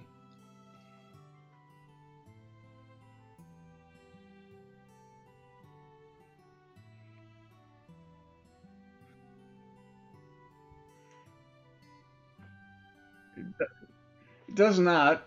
Dorian, I think he senses something flew by him, but it did not hit him.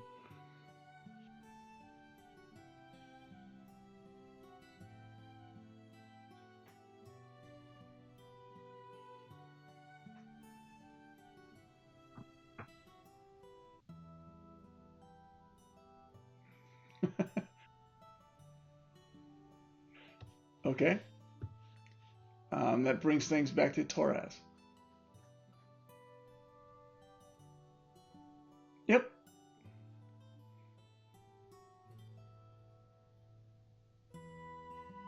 Okay.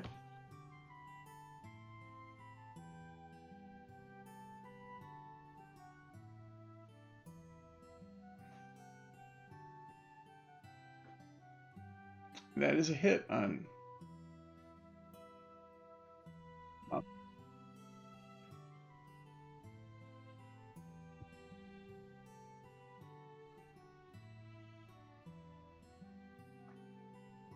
So 5 damage. Got it. Okay.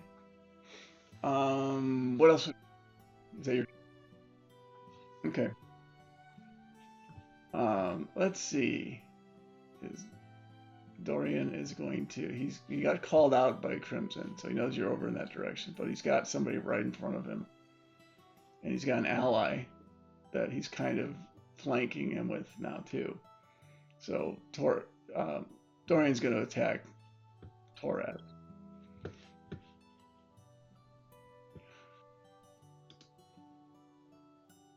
with longsword. Misses on the first swing, and the second swing with a torpedo. And that hits for only 4 slashing.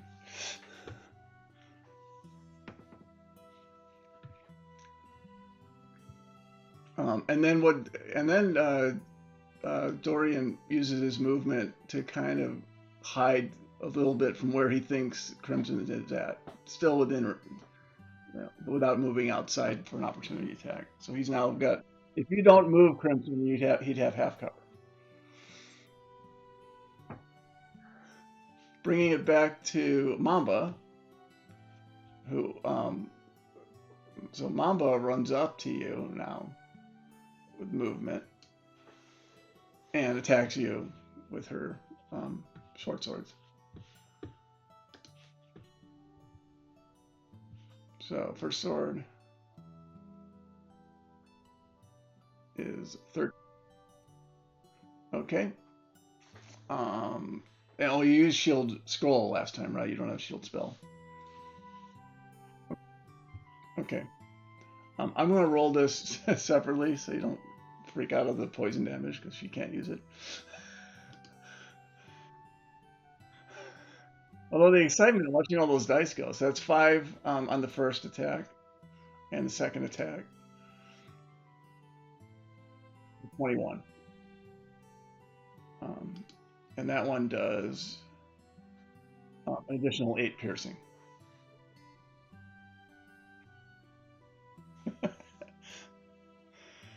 Okay. Bringing it to Crimson.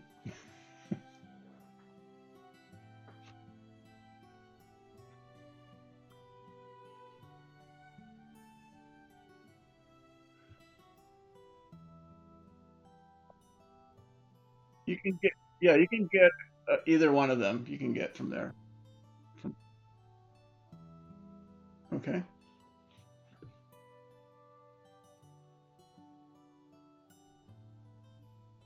that's a hit.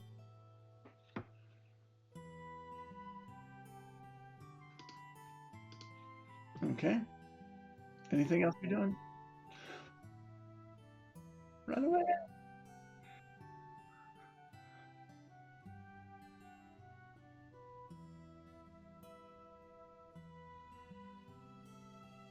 Okay. Okay, and that brings things to Dorian. Dorian immediately hot tails it in his direction. He's going to go 30 feet here, and then you use his dash action to get right next to you. And Mamba is going to come around this way. I'm not sure. She probably only got, probably had at least half. She got, let me get her 30 feet. So she's going to shoot at you with disadvantage, half cover with her crossbow.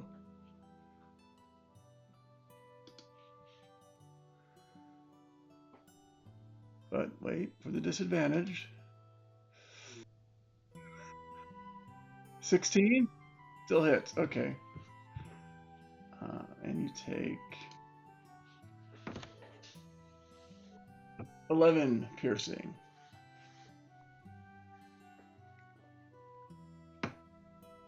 And it's your turn.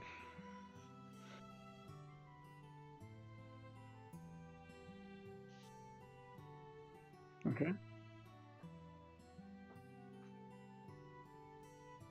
That does not hit him.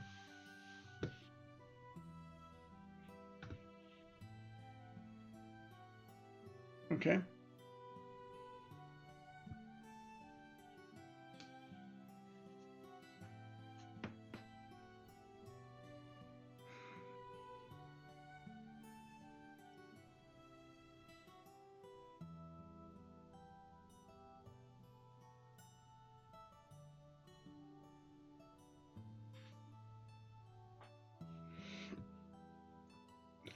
Okay. Bringing it to Dorian's turn. So Dorian spends his 30 moving here. And he's going to dash up to be right next to you again. And end his turn there next to you. Bring it to Mamba, who is going to race and dash from bridge, from here, up to here, up to here, and end her turn there.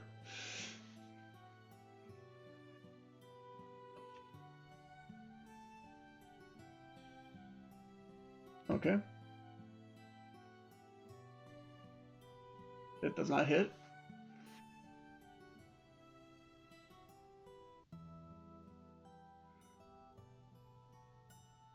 The one you're next to is 20 feet.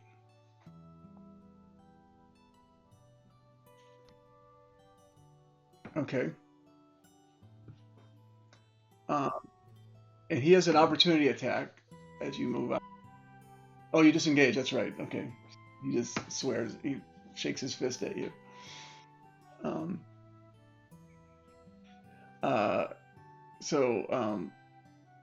So his turn. He tries to move. He doesn't really do anything. He just kind of gets into the middle between the two towers in case you try to jump from one to the other. Keeping an eye on you. Mamba comes up to this tower and starts climbing it. So she spends her turn. She gets just she's about 15 feet from the she's about 10 feet from the top on the wall when her turn ends. Bringing it back to you, Crimson.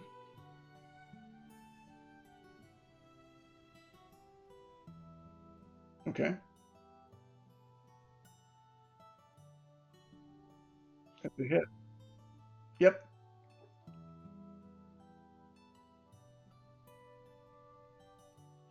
Okay.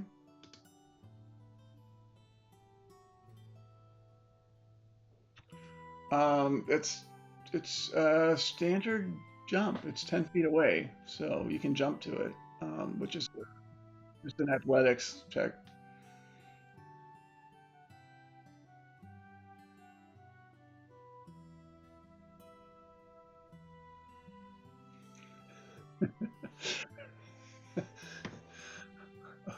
Okay. You miss. You do fall. And let's see. Why did you move yourself down to the other side? Are you jumping to this one behind you? Oh, okay. Um, I'm going to have you land on it, but you didn't land smoothly, so that you're only going to take a d6 of fall damage.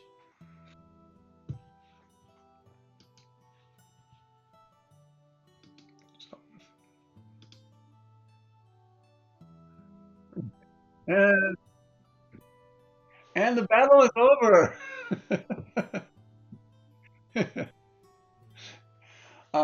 And so you guys are all unconscious. You wake up after a period of time, um, and let me put you back here. You are actually um, after a period of time that you're not sure of. You guys find yourselves awake and up here, um, and I'll put your characters up there. And I'm going to put you guys at. Um, you guys can return all your hit points back, but don't do a long rest. I don't want to reset anything else. But you can put your back to your full hit point count again.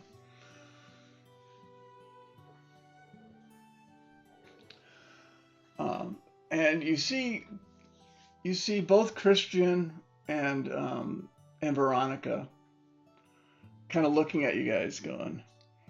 He goes, well, it's and you hear first you hear Sarah Christian saying, "Well, it's been a while since I've seen Dorian get bloodied. Um, Even if it took three of you." Um, and Veronica kind of says the same thing. He says, "You know, I appreciate your efforts. You're not quite there yet, but in the future, when you've gotten stronger and wiser, I think you're going to give them quite the fight, and you guys would probably be very welcome to either one of our gangs when that day comes." He goes, "You've been healed, and there's drinks in front of you. Um, I would say it'd be a good time to rest up. And when you're interested in joining our groups again, you know where to find us."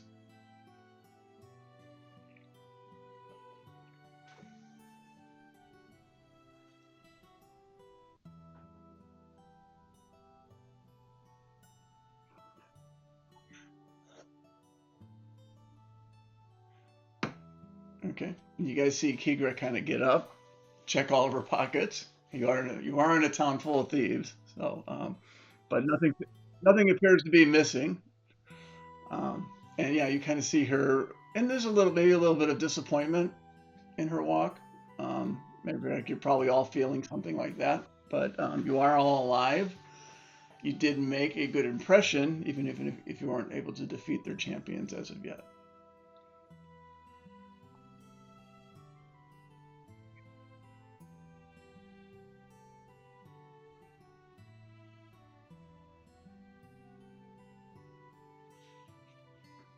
Okay. How about you?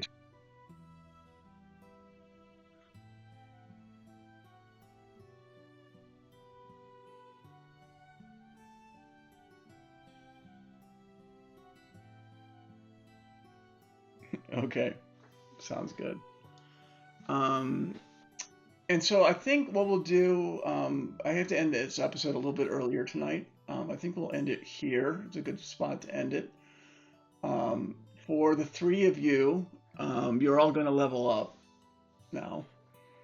Um, you should all be to third level at this point for our next session, which will be a week from today. For those that have been watching, I hope you enjoyed more of the Shattered Balance. It was definitely a nice combat uh, that went on, even if it didn't go the way the party went. They were up. They were definitely punching higher than their weight class for sure, and so they did a pretty good job, all things considered. Um, when we resume again next week, hopefully we have the rest of the party members there. You guys can decide what you want to do at that point. For those that are watching, thanks for watching the Shattered Balance tonight. As I said before, we also have a game on Saturday nights, which I'm a player in, which is DM Chuck runs a game called The Contract. And on Sunday, our DM John runs his campaign called The Plague on Sunday nights. You can find all of these episodes on Twitch, and eventually they get posted up to YouTube as well. If you look at them and give us a like, we'd really appreciate it. Thank you, everyone. Have a great evening. And thank you, party members. It was great to get together again. At that, I will sign off. So goodbye, everyone.